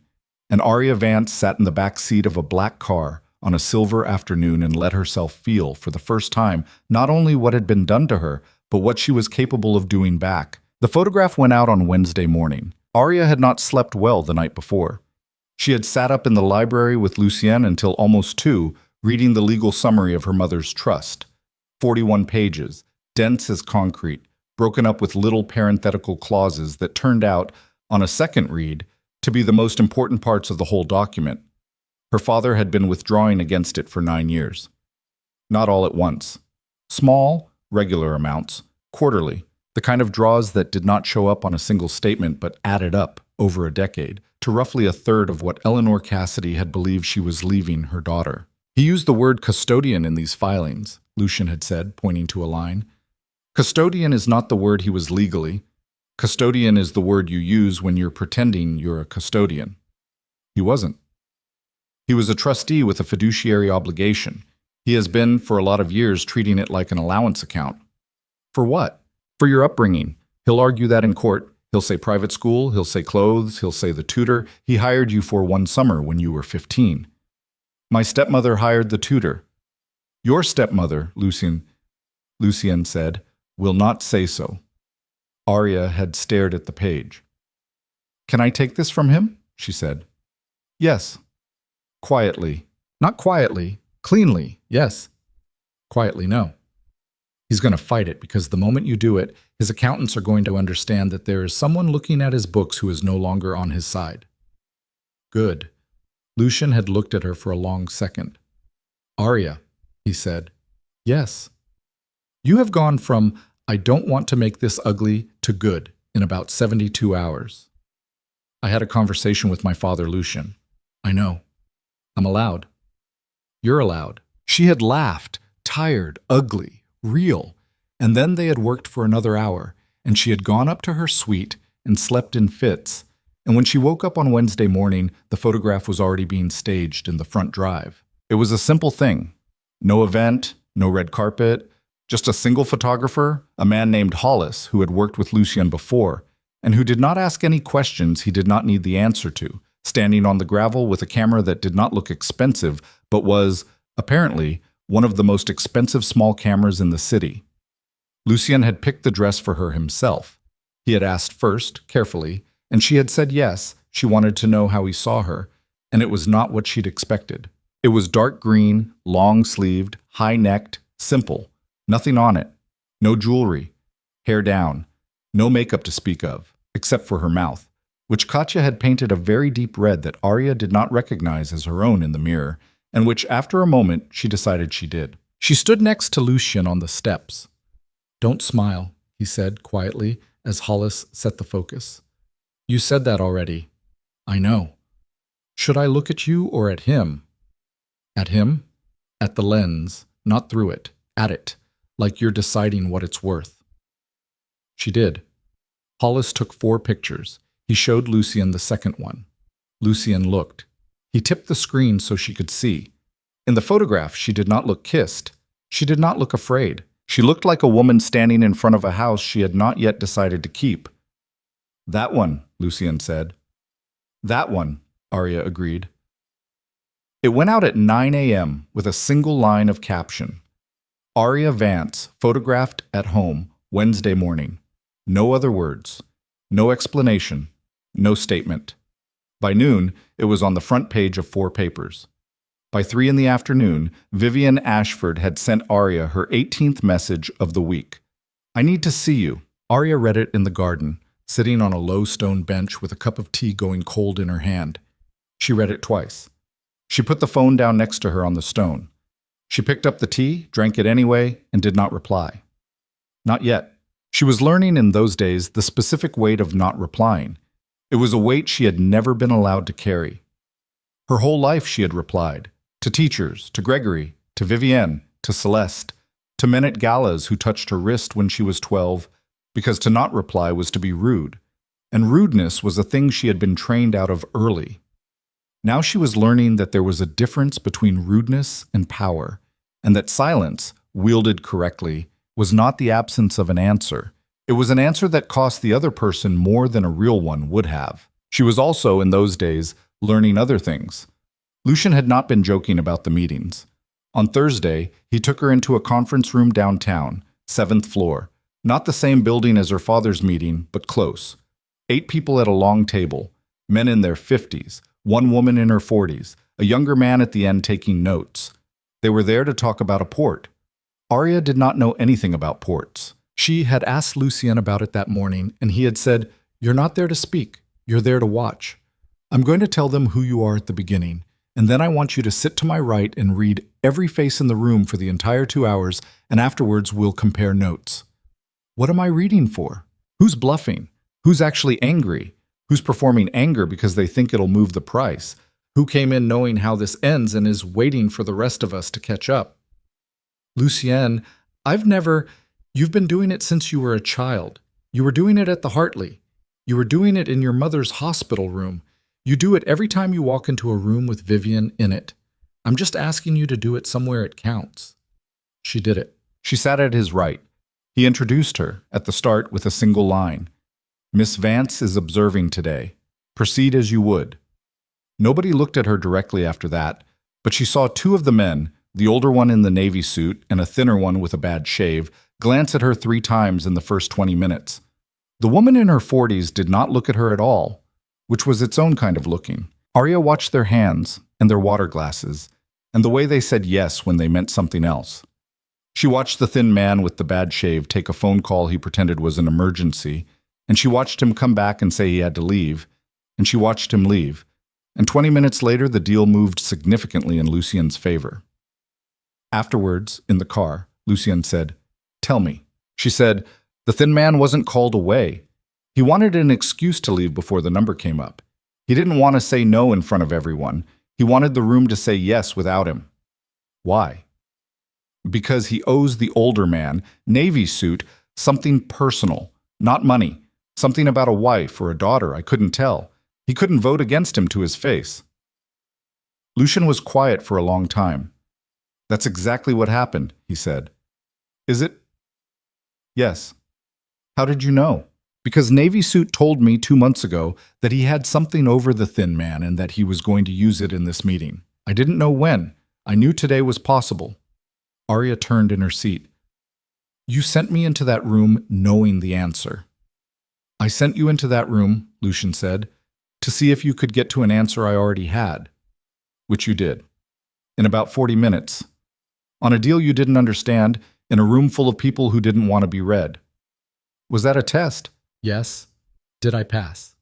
He looked at her sideways, that almost smile again, and it had started to appear more often lately, in small, quick flickers, like a thing his face was remembering how to do. "You passed," he said. "Good." "Aria."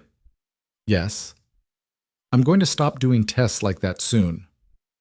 "Why?" "Because you're going to start running the room, and I'm going to stop being the one who knows the answer before you do."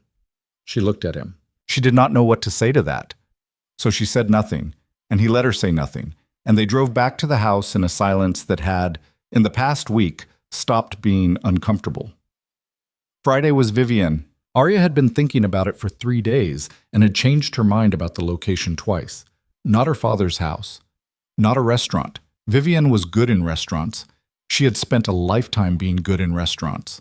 Not Lucien's house, which would have put her at a visible advantage, but would also have made the whole meeting into a performance piece. And Aria wanted this one small and quiet and surgical. She picked a tea shop. It was on a corner she had walked past 100 times, and she had never been inside. Because Vivian had once told her in passing that tea shops are for women without anywhere else to be, which meant Vivian, by her own definition, was very rarely in them, which meant Vivian, walking into this one, would be on terrain she did not own. Aria got there early. She took the table in the far corner, back to the wall, view of the door, the same positioning she had chosen in the law office. She noticed, starting to pick her chairs the way Lucien picked his. Katya had offered, the night before, to come with her. Not into the meeting, just to the shop, to sit 2 tables over. Aria had thought about it for a long time and had said no. She has to see me alone, Aria had said. She will be unkind, Katya had said. I know. She will try to find the place in you that still wants her approval. I know. Do you still have that place in you, Miss Vance? Aria had taken a long breath. Yes, she had said. A little. Not as much as I did a month ago. Then she will find it. Let her. Katya had looked at her for a long moment and then had nodded and had said, I will be at the house when you return. There will be soup. That had been the end of the conversation. Vivian walked into the tea shop at 2 minutes past the hour. She was perfectly dressed, because she was always perfectly dressed. A camel coat, a cream scarf, pearls, small ones, the kind that did not shout. Her hair was done in the soft waves that Aria had watched her set in curlers 1,000 nights growing up. She looked, walking in, the way she always looked, like a woman whose schedule allowed her exactly 26 minutes for this appointment. She stopped 2 feet inside the door and scanned the room. She saw Aria. Aria watched very carefully what Vivian's face did in that first second. There was a flicker there, very small, almost nothing, almost easy to miss, that was not the flicker of a stepmother seeing a stepdaughter. It was the flicker of a woman seeing a problem. Vivian walked over, sat down across from her, did not say hello. You look tired, Vivian said. I've been busy. Clearly. A waitress appeared. Vivian ordered Earl Grey with milk, no sugar, in a tone that made the waitress nod and move on without writing anything down. Aria had already ordered hers. She had chosen the most boring tea on the menu on purpose. She was not here to sip anything interesting. Why did you pick this place? Vivian said. Because you hate tea shops. I don't hate tea shops. You told me once that they were for women without anywhere else to be. I don't remember saying that. You said it at the club. I was 16. You were wearing green. Vivian's mouth tightened. She did remember. Aria saw her remember. All right, Vivian said, folding her hands on the table. You picked the venue. You picked the time. You clearly have something to say. Say it. I want to know what you told my mother. Vivian went very still. It lasted less than a second. It was enough. Your mother, Vivian said, was a very ill woman at the end. I'm not asking about the end. I'm asking about the conversation, the one before the end. You went to the hospital. You went alone. My father didn't know you were going. You went to her room and you said something to her, and 3 weeks later she died asking him a question about it. What did you say? I don't think this is a conversation we should have. We're having it. Aria. Vivian.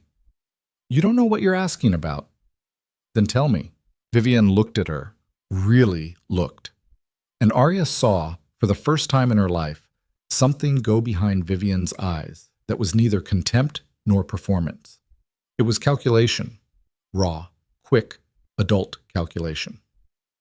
Vivian was doing math on her, right there at the table, and Aria understood that she was being reassessed in real time, and that the woman across from her was realizing, slowly, that the stepdaughter she had been filing under manageable for 11 years had somehow become a file she did not have. Your mother, Vivian said carefully, was not the only woman your father had. I know that. Do you? Yes. He married you while he was already sleeping with her. I've known that since I was 14. That's not what I mean. Aria's mouth went dry. Then what do you mean, Vivian? Vivian watched her for a long moment. I mean, she said, that there was another woman before your mother, during my marriage, during Celeste's childhood. I dealt with her the way women in my position deal with these things, quietly, financially, without fuss. Okay? That woman had a child. Okay. That child, Vivian said, was not carried to term. Aria did not move. "You're telling me—" "I am telling you," Vivian said, "that I paid for it to not be carried to term." The woman agreed. "There was a medical procedure, in a clinic in a state neither she nor your father had ever been to. She received a considerable amount of money. She signed documents. It was done." "And my mother?" "Your mother," Vivian said, "was told about it, yes." "By you? By me? When?" "About a month before she died." "Why?" Vivian tilted her head. The tilt was small. Aria had seen it 1,000 times. It was the tilt Vivian used before she said something she had been saving. "Because your mother," Vivian said, "had started to tell Gregory she wanted you acknowledged, officially, in the will, as a Vance. She had been pushing him on it for about 6 months, and he had been weakening, because he was a sentimental man and your mother was dying, and sentimental men lose their spine when women are dying. I went to see her because I needed her to understand what I was willing to do to protect my daughter's share of this family. I told her the story about the other woman. I told her about the procedure. I told her I would do it again, with different tools, if she kept pushing." Thoughts. Aria's hand was on her cup. She did not remember putting it there. "You threatened her," she said. "I warned her. You told a dying woman that you had paid for a woman to lose a pregnancy, and you told her to stop pushing for her daughter to be acknowledged, or you would—" "I told her I would not lose what I had built." "That's what you think you told her. That's not what she heard." "I don't control what she heard." "She heard you threaten me." Vivian's mouth moved. She did not answer. "You walked into my mother's hospital room," Aria said, and she was aware distantly that her voice had gone very quiet, and that quiet was not weakness in this moment. Quiet was a thing that was happening because her body had decided it did not need to be loud. And you told her a story about a baby that you had paid to make go away, and you did it so she would understand what you were willing to do to her child. To me. "I did not threaten you, Vivian. I did not threaten. Look at me." Vivian looked. "I am her child," Aria said. "I was her child, sitting next to her hospital bed, when she stopped eating, when she could not remember her own sister's name, when she asked me in the middle of one night, 'Is the baby all right?' And I thought she meant me, and I said, 'Yes, Mom, I'm here.' And she said, 'Not you, the other one.' And I thought she was dying delirious. I thought it was the morphine. You let me think it was the morphine for 4 years. I did not let you—" "You sent her to her grave," Aria said, thinking I was next. Vivian said nothing. The tea arrived. The waitress set the cup down in front of Vivian. She did not glance up. The waitress, sensing what she was standing in, left quickly. Vivian picked up the cup. Her hand was steady, because Vivian's hand had always been steady. And that was the thing Aria had spent a lifetime both hating and trying to learn. "You are not a child anymore," Vivian said.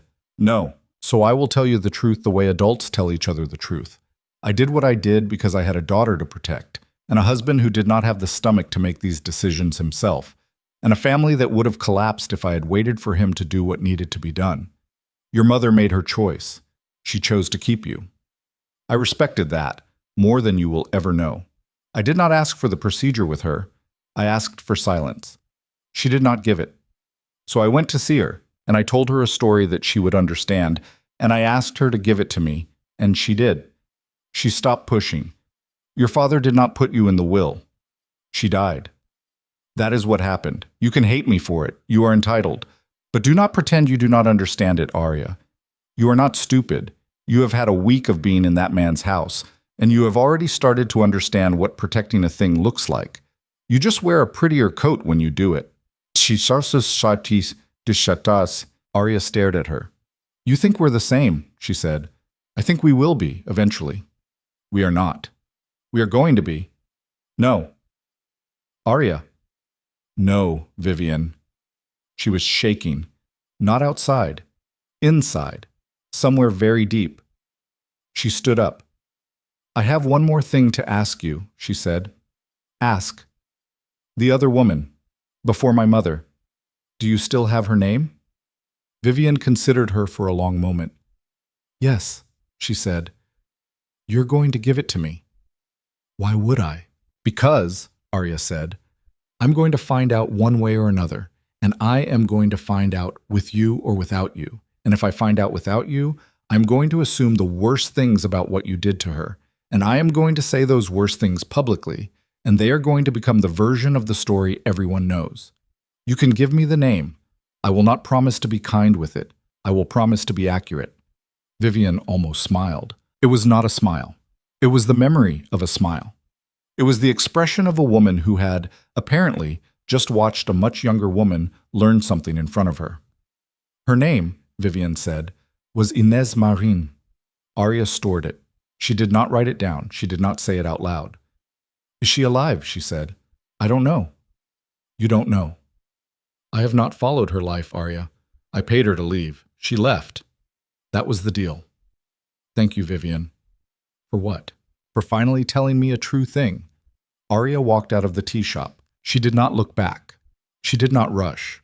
She walked the way she had learned to walk in the last week, which was the walk of a person who did not have to hurry because the world had begun to move at her speed. Outside, the sidewalk was cold. The light was that hard winter light that made the buildings look flat. A man bumped into her shoulder and apologized automatically, and she did not flinch at being touched by a stranger, which she noticed and which felt new. The black car was at the corner. She got in. Volkov did not speak. He did not have to.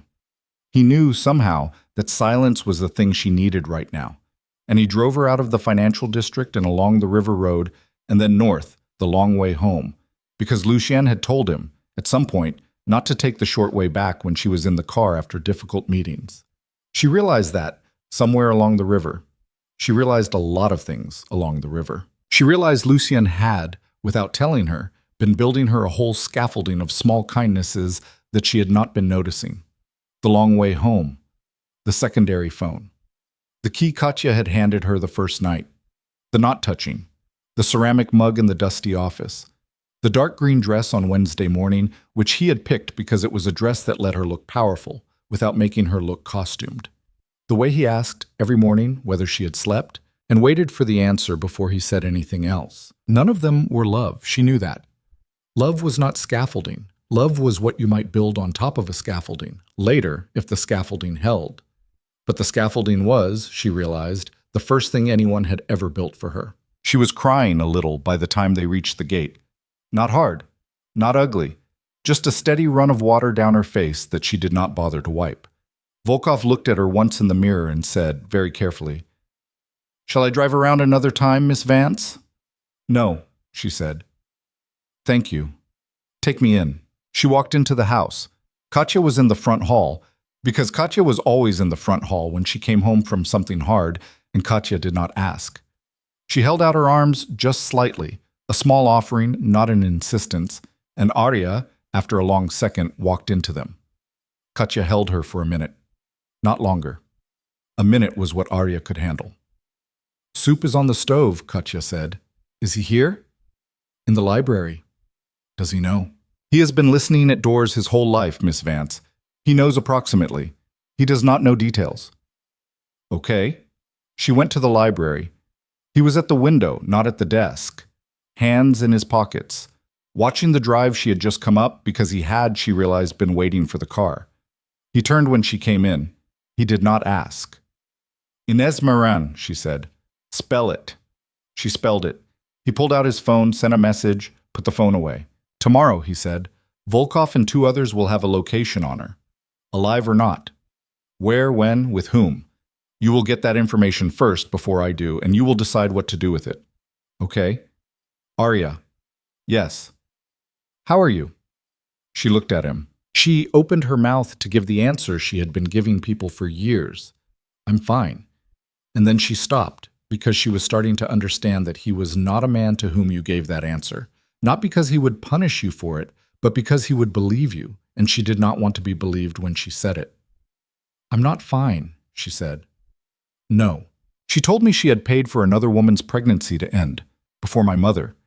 She told me she used that story to threaten my mother. She told me my mother heard it as a threat against me, specifically, and stopped pushing my father to put me in the will, and that's why I grew up the way I grew up. She told me I would understand eventually, that I would become her eventually, that she and I are the same. You're not. I know we're not. Are you sure? She looked at him sharply. Why would you ask me that? Because, he said, you're standing in a house belonging to a man who is, on paper, not very different from the people who did this to you. You are learning to read rooms. You are learning to pick rooms. You are learning to walk into buildings and not leave them until the person you came to see has cried. I am not pretending you are not learning. I am asking you, because nobody else is going to ask you, whether you are sure of the direction. She sat down. On the floor. She sat on the floor of his library in a camel coat because her legs had, once again, decided to stop holding her up, and she pressed the palms of her hands hard against her eyes, and she breathed. I don't know, she said. I don't know. I don't know, Lucien. Okay. I don't know if I'm becoming somebody I want to be or somebody I was always going to be. I don't know if there's a difference. I walked out of that room, and I was proud of myself for how I handled her. And then I got in the car and I thought she would have been proud of me for how I handled her. And I thought, the person I want to be proud of me is a woman. I just heard tell me she threatened my dying mother, and I don't know how to hold those two things. He did not come sit next to her. She noticed through the haze that he did not come sit next to her, and she understood why. Because if he had, he would have been comfort, and comfort right now would have closed the question she was asking. He stayed where he was. He let her sit on the floor and ask it. I don't think you're becoming her, he said eventually. I think you're becoming a person who can do what she does when she has to, which is not the same thing. Vivian does what she does because she has been afraid of losing her position since she was a young woman. You are not afraid of losing a position. You did not have a position to lose. What you are afraid of is not being seen, and you're building a life where you cannot be unseen again. Those are different engines, Aria. They move similar-looking cars, but the engines are different. She laughed. She did not mean to. That's a better answer, she said, than I was expecting. I've been thinking about it. Since when? Since the meeting with your father. Since you said good when I told you it was going to get ugly. I have been thinking every day since then about whether I was doing something to you or watching you do something to yourself. I decided about 2 nights ago that it was the second thing. How sure are you? Not completely. Good. Good?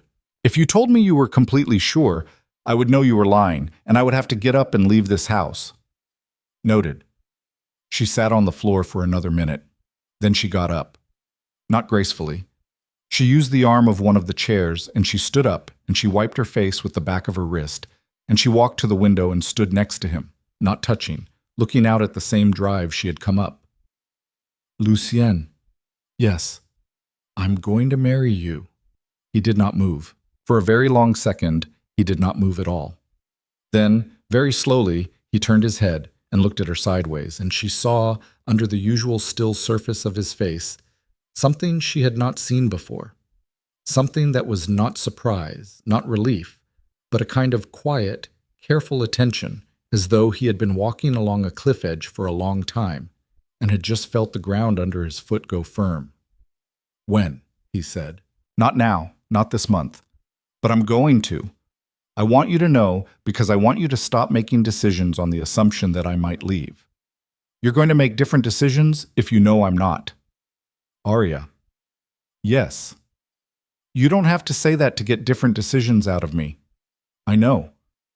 I was already making them. I know, Lucien, I'm saying it because it's true. Not because it's a move. He looked at her for a long, long time.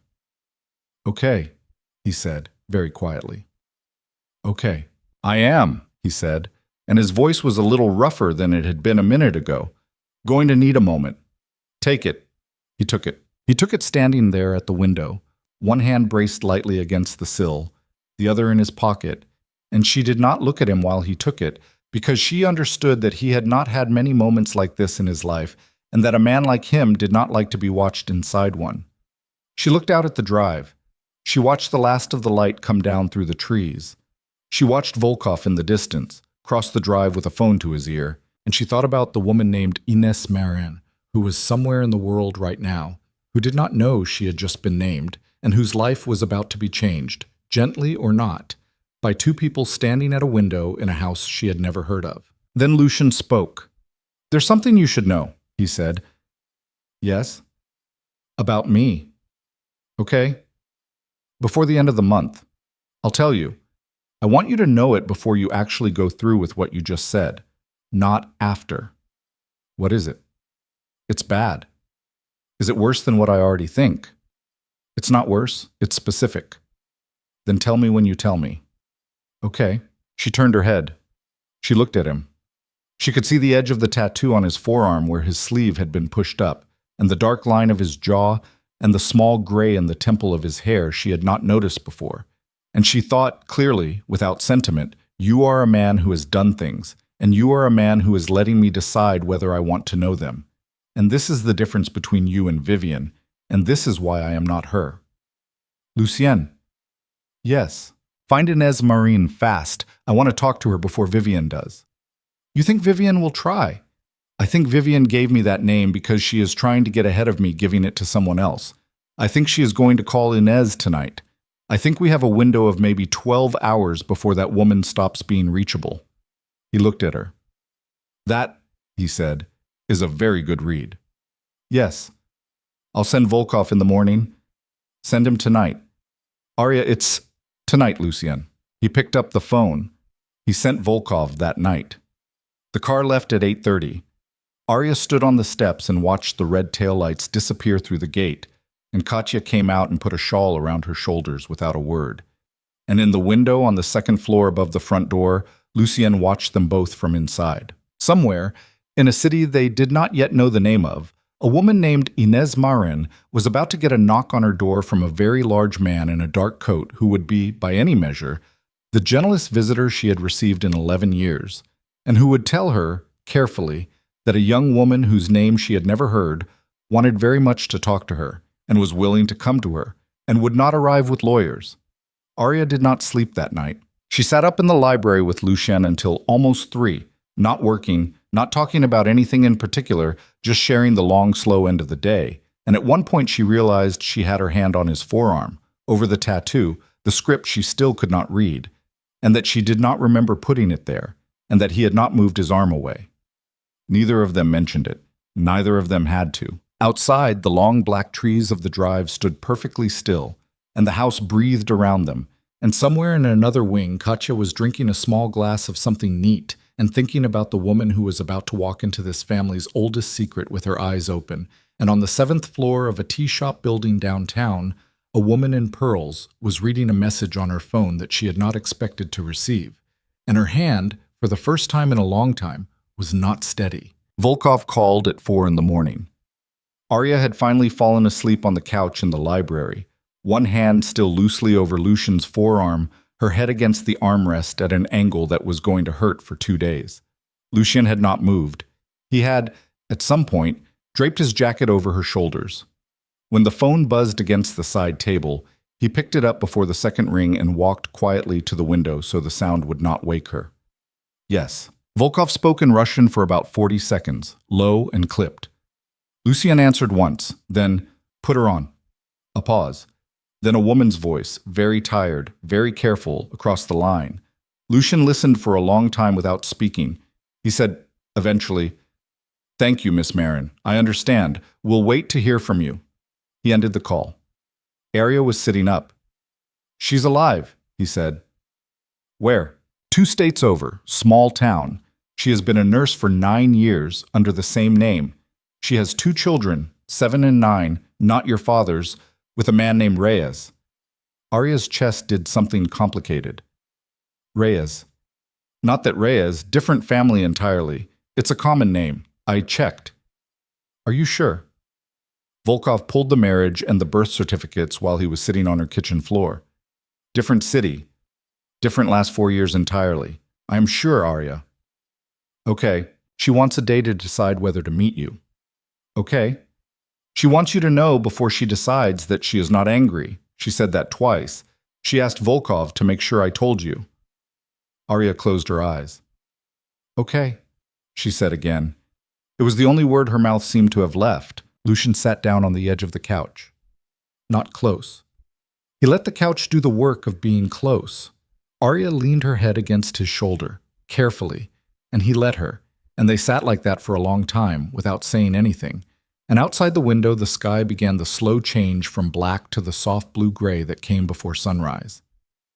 Ines Marine agreed to meet on a Thursday. Aria flew out on a Wednesday afternoon with Lucien and Volkov, and then with neither of them.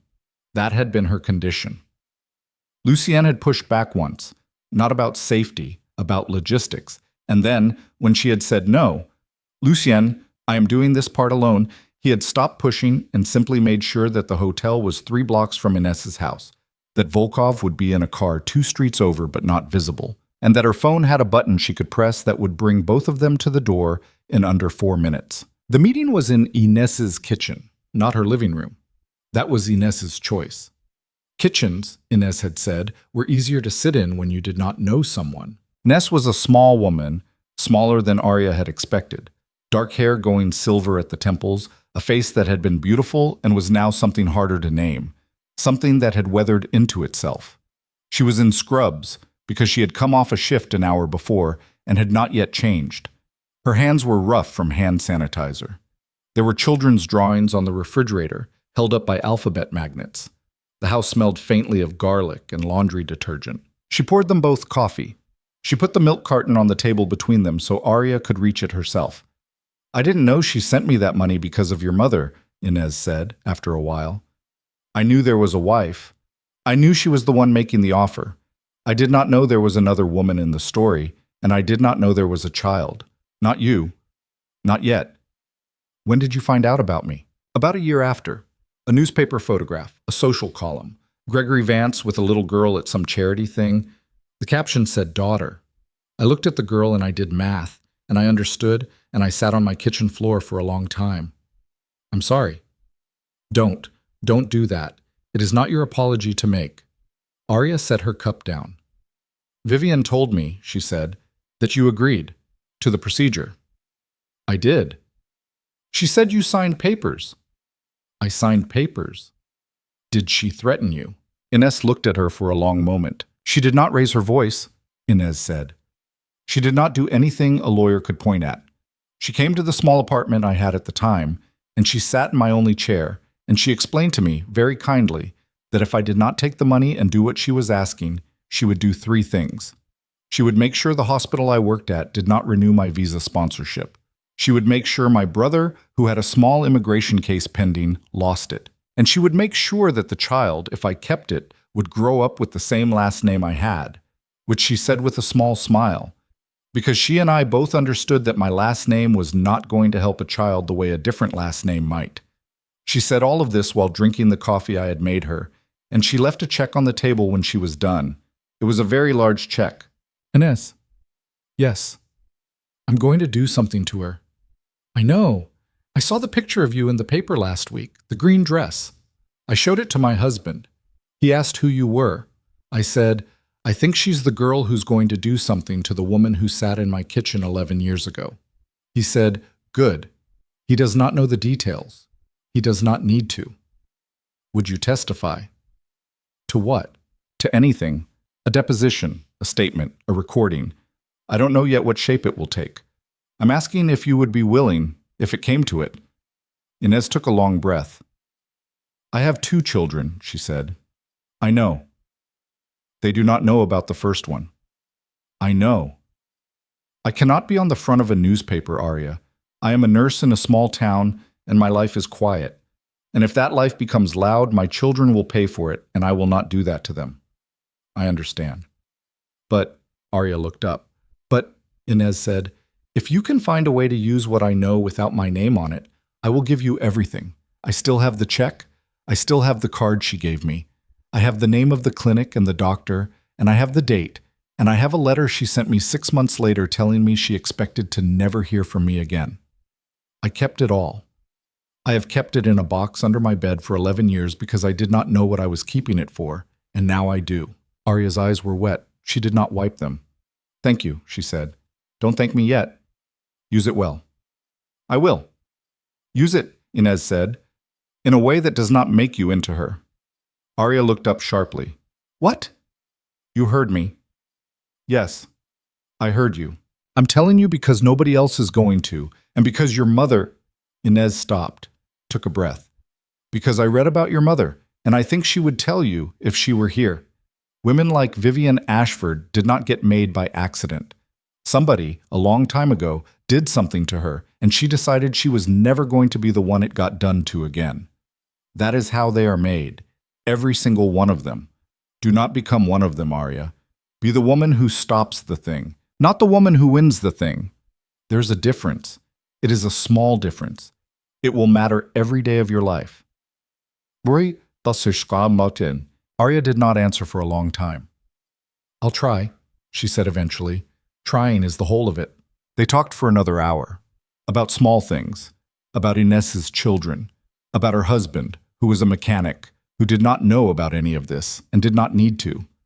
About the garden in the back, which was mostly tomatoes, which she grew badly but with great pride. When Aria stood up to go, Inez hugged her. It was a short hug. Neither of them cried.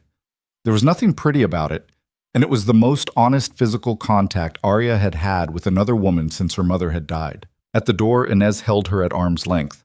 One more thing, she said. Yes, your mother did not sign those papers for the money. I read about the settlement. I read about the waiver. Your father's family would have said she took his name's protection off for money. She did not. She signed so she could keep you. That was the only thing on the table. They offered her a lot of money to leave, and she said no, and then they took the money off the table and put the paper in front of her and said, sign this or we will take the child. And she signed. Your father may not have known it was put that way. Vivian did. Aria's hand gripped the doorframe. How do you know that? Because the lawyer they used with her was the same lawyer they used with me. And he told me years later, drunk at a conference in a different city, because guilt is a long illness. I do not have his statement. He is dead now. But I know it, and I believe it, and I have spent a lot of years believing it.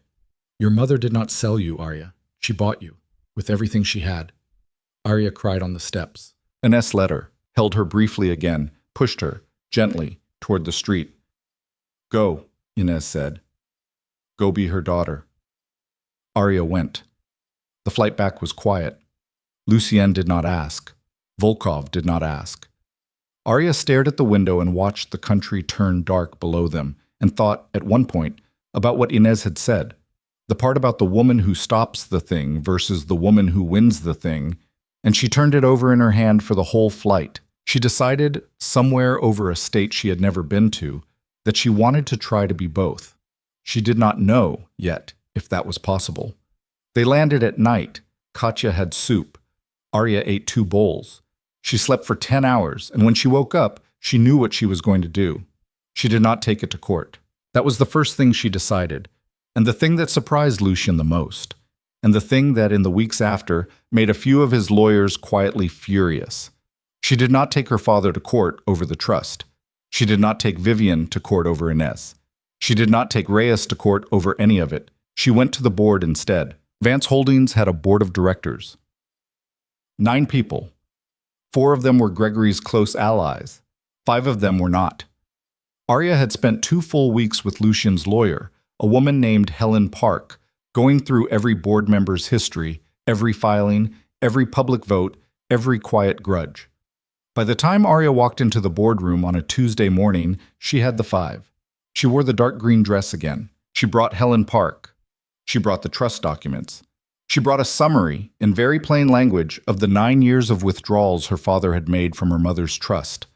She brought a sealed envelope containing a notarized statement from Inez Marin that did not have Inez's name on it, but had every relevant document from the box under her bed, including the check, the card, and the letter. She brought the medical records her father had sent to the law office, the real number it would have cost to save her mother, and a summary of what Gregory had paid out of the trust that same year on a yacht.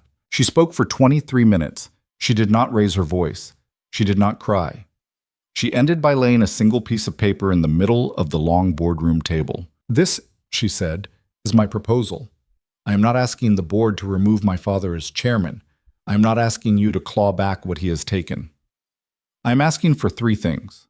1, the trust, as of today, is separated from any administration by anyone with the last name Vance. It goes to an independent trustee. 2, a public apology, written by him, in language I will review, acknowledging that my mother, Eleanor Cassidy, was never offered the recognition or the support she was owed, and that this was a failure of his, not hers. 3. Vivian Ashford will step off the advisory committee she sits on in this company, quietly, effective within the month. No announcement is necessary. The room was silent. The oldest board member, a man named Whitford, who had known Aria's mother once, a long time ago, cleared his throat. "And if we decline?" "Then everything I have in this folder," Aria said, "goes to 3 reporters who have already asked me in the last week for comment. I will not send it angrily. I will not send it with commentary. I will let the documents speak. You know what they say. You have been looking at them for 20 minutes. Miss Vance, I'm not asking for his chair, Mr. Whitford.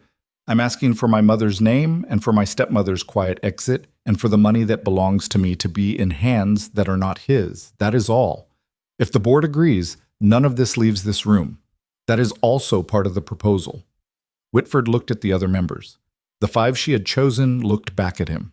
It took him, Aria noticed, about 4 seconds to count the room. "The board," he said, "will take this under advisement until tomorrow morning." "That's fine," Aria said. She stood up. She thanked them for their time, which she had rehearsed in the mirror and which came out evenly. She walked out. In the hall, Helen Park looked at her. "They're going to say yes," Helen said. "I know. You don't want the chair." "I don't want the chair. The chair would be a trap. I'd have to sit in it for 20 years pretending to be my father, and my father never did a day's real work in his own company.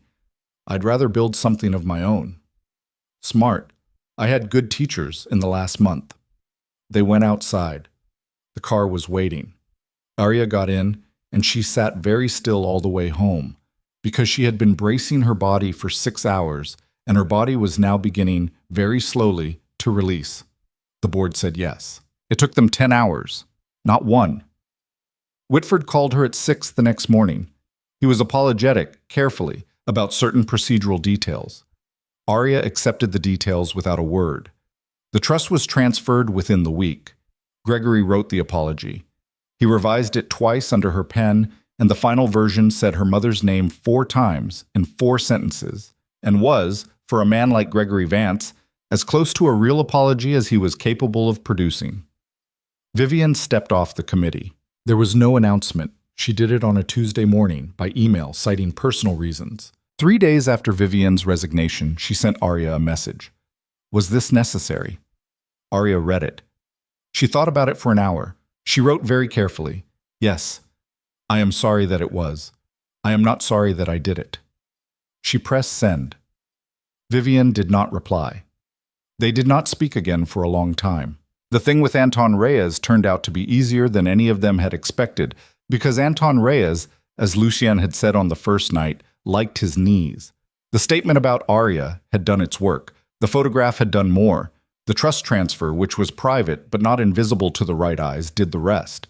Reyes sent a man with a soft voice and a good suit to Lucien's house one afternoon, and the man and Lucien sat in the library for 45 minutes, and when the man left, he shook Lucien's hand, and Gregory's debt was quietly restructured to Reyes's organization without Aria's name appearing in a single document. Reyes, Lucien said later, had agreed to walk away from the marriage arrangement the moment he had understood that Aria was not for sale, and had agreed to a longer repayment schedule because the alternative for him was a fight with a man he did not want to fight. "He's not a good man," Lucien said.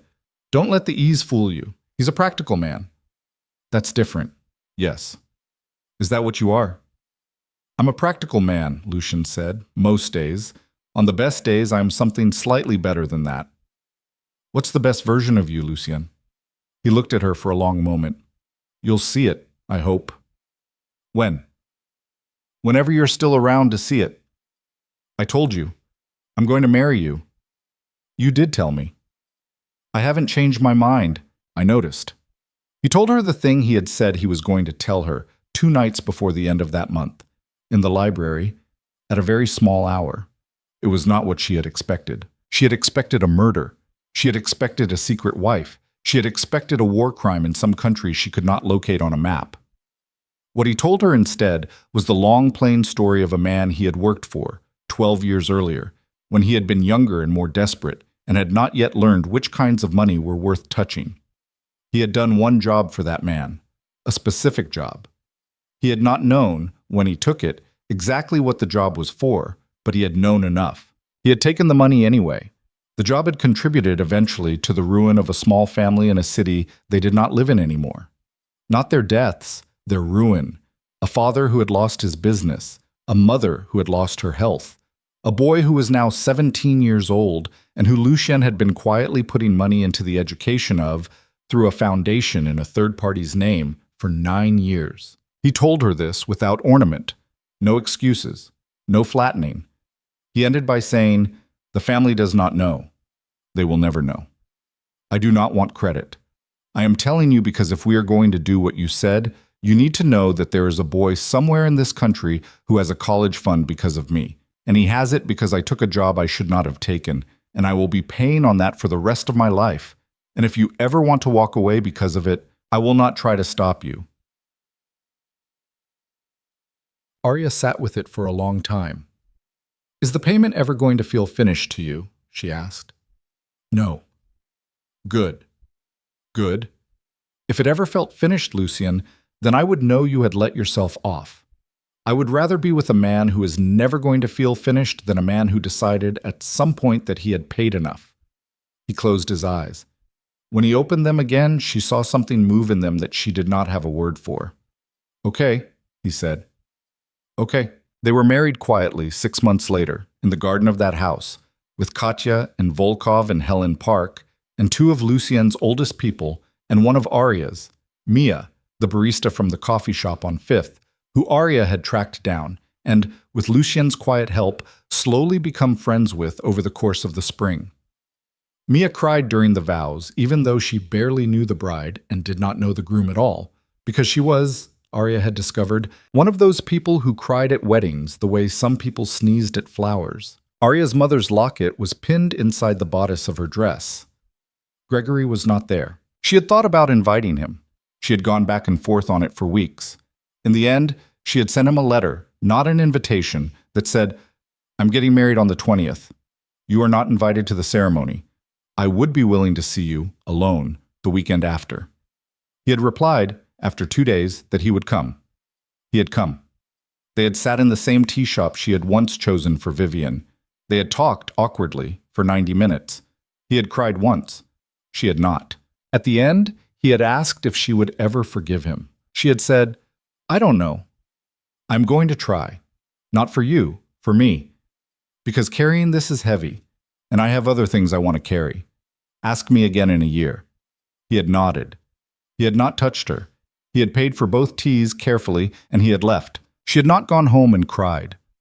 She had gone home and taken a very long walk in the garden and watched the late light on the hedges, and by the time she had come back inside, she had felt, not forgiven him, no, not yet, but something steadier than forgiveness, which was that she had become, somewhere in the last year, a woman who did not need him to be different in order for her to be all right. She thought about that a lot later, how it was not the same thing as forgiveness, how it was, in some ways, better. Forgiveness required other people. The thing she had become required only herself. Inès Marin did not come to the wedding either, but she sent a card. It was a small card, handwritten, and it said only, "You did it without becoming her. Your mother would have loved you today. Inès." Aria kept the card in a box under her own bed, later the way Inès had kept hers. The years that came after were not clean and they were not simple. The company Aria built, a small investment firm, mostly quiet, mostly ethical, in a word Aria had stopped being embarrassed by, grew slower than her accountants wanted and faster than her critics expected. She fought with Lucien, sometimes badly. She lost a deal early on that she should have won because she had been too careful. She won a deal later, larger than anyone had expected, because she had been careful in a different way. She learned when to be careful and when to be the other thing. She made enemies. She kept some of them because enemies were useful, and she let others go, because some enemies were only expensive and not worth keeping. She found, over time, that she had a particular talent for one specific thing, and it was not the thing she had expected. It was not reading rooms. She did that, yes, but she had learned that. It was not picking rooms, she did that too. The thing that turned out to be hers, genuinely hers, the thing no one had taught her, was that she was very, very good at finding young women who had been underestimated by their families and funding them before they knew they were worth being funded. 5 such women in the first 2 years, 11 by the 5th. By the 10th year, nearly 40. She did not do it loudly. She did not put her name on the fund. She ran it quietly, through Helen Park's office, and the women who benefited from it did not always know where the money had come from, and that was fine with her. That was in fact the point, because what her mother had given her, Aria had come to understand, was not money. Her mother had given her the specific, stubborn, unshowy stubbornness to keep a child that the world had told her to unkeep. And the only way Aria could think to pay that forward was quietly and often and for a long time. She did not, in the end, become Vivian. She had spent enough time afraid of becoming Vivian to make the not becoming a practice. Practices she had learned somewhere along the way were more reliable than promises. She made the practice every day. Some days she failed at it. On those days, she told Lucien, and Lucien, who had his own practice, nodded. And in the morning, they both tried again. Vivian Ashford lived another 11 years. She and Aria saw each other 3 times in that period, twice at funerals, neither of them family. Once, the 3rd time, at a gallery opening Aria had not known Vivian would be at. They had nodded. They had not spoken. At the end of the night, as Aria was leaving, Vivian had stopped her near the coat check and had said, very quietly, "The girl in the green dress, in the paper, all those years ago. That was not you anymore by then. Was it?" Aria had considered the question. "No," she had said. "That was the first version.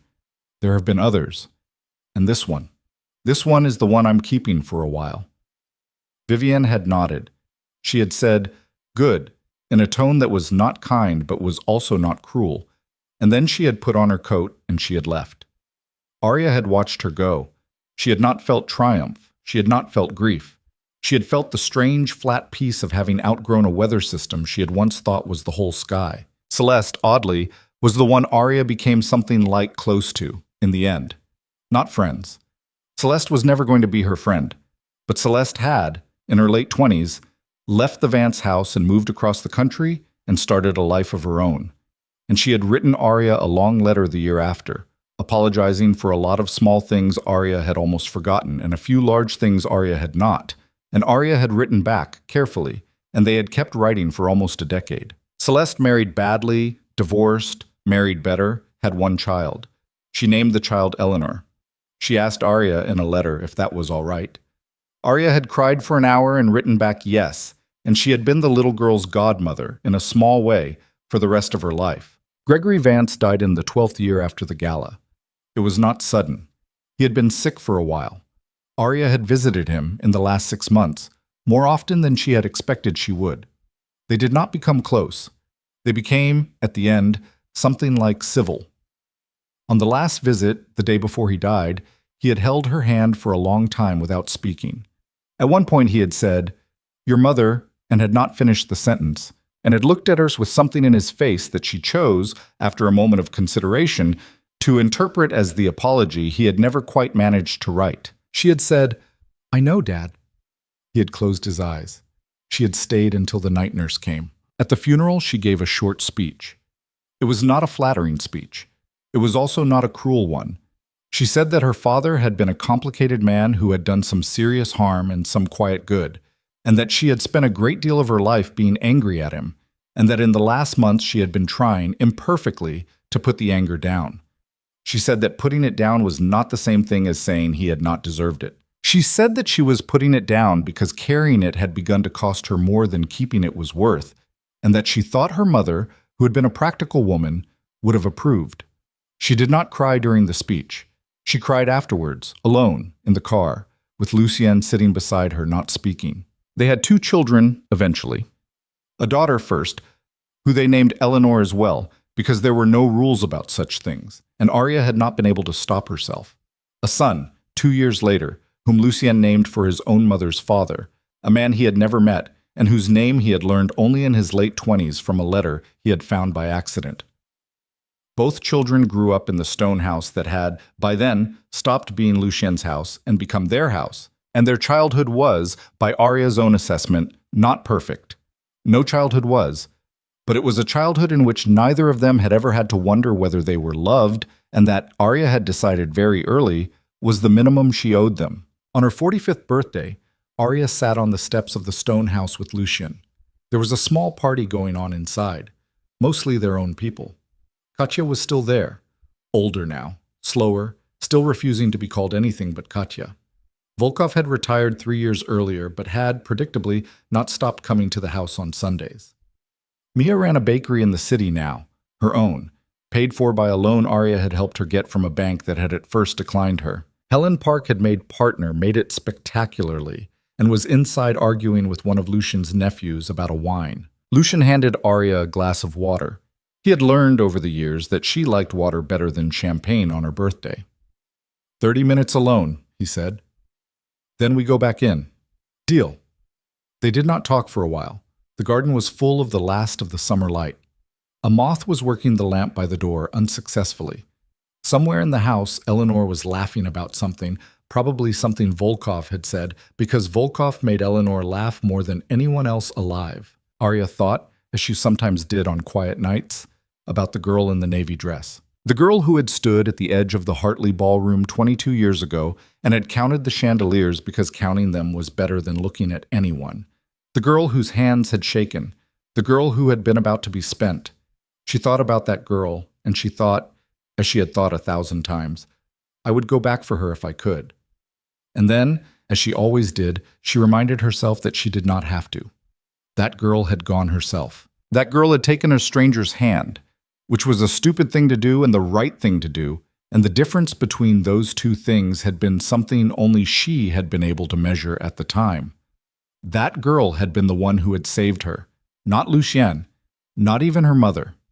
That girl. She thought, sometimes, that if she had a single piece of advice for a young woman at the edge of a ballroom, it would be this: you are not going to be rescued. Not really. Sometimes a hand will be held out to you, and sometimes you should take it, and sometimes that will turn out well, but the taking of it is the thing that matters. The person who takes it is the person you are going to have to be for the rest of your life. Nobody else is going to do that for you. A kind man, or an unkind one, can change the room you are standing in, but they cannot change whether you are the kind of woman who walks through it or the kind who stays at the edge. That is yours. It was always yours. It is always going to be yours. She had said this once, in a speech to a small room of women she was funding, and one of them, a very young one, from a small town, with a shake in her voice, had asked her afterwards, "Are you saying we have to do it alone?" Aria had thought about it. "No," she had said. "I am saying that we do not get to do it alone, but we also do not get to skip the part where we do it.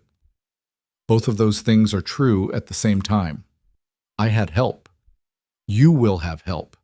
You also have to decide in one specific moment of your life that you are not going to be the version of you that the room has already agreed on.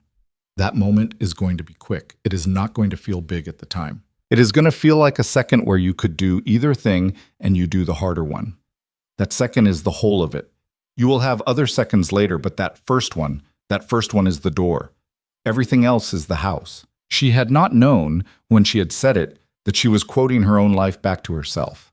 She had realized it only later, lying in bed, listening to Lucien breathe next to her, and the wind in the trees and one of the children turning over in a room down the hall. She had realized then that she had built exactly the life the girl in the navy dress had not known she was allowed to want, and that the strangest part of it all was that the life had not made her safe. It had made her something better than safe. It had made her someone who did not need to be. On the steps, on her 45th birthday, she leaned her head briefly against Lucien's shoulder. "Are you happy?" he asked her. Because he asked her every year, on this night, because he had learned a long time ago that she did not always know she was happy unless someone asked. "Yes," she said, "I think I am." "Good." "Lucien." "Yes." "Thank you." "For what?" "For the first night, for the key, for the long way home, for not letting me become her." "You didn't let yourself." "I know, but you made the not letting possible. That's different. That matters. He did not answer for a moment. Then he said very quietly, "You made the same possible for me, in case you didn't know." She had known, but it was nice to hear him say it. They sat for the rest of the 30 minutes. Then they got up, stiff, because they were both older than they had been, and they walked back into the house. Eleanor was at the piano now, picking at something she was not good at yet, and was going to get good at eventually. The boy was on the rug, building something out of blocks with Volkov, who was lying on his side next to him like a very large, very patient dog. Katya was in the kitchen, pretending she was not watching them all from the doorway. Helen had won her argument about the wine. Aria stood in the hallway for a second and looked at the room full of people, and felt, all at once and for the 100th time, the weight of how unlikely all of it was. How close she had come, on a Tuesday night in a navy dress, to being a footnote in someone else's deal. How narrow the door she had walked through had been. How narrow the door she had become now for other women to walk through. She put her hand on Lucien's back, just lightly.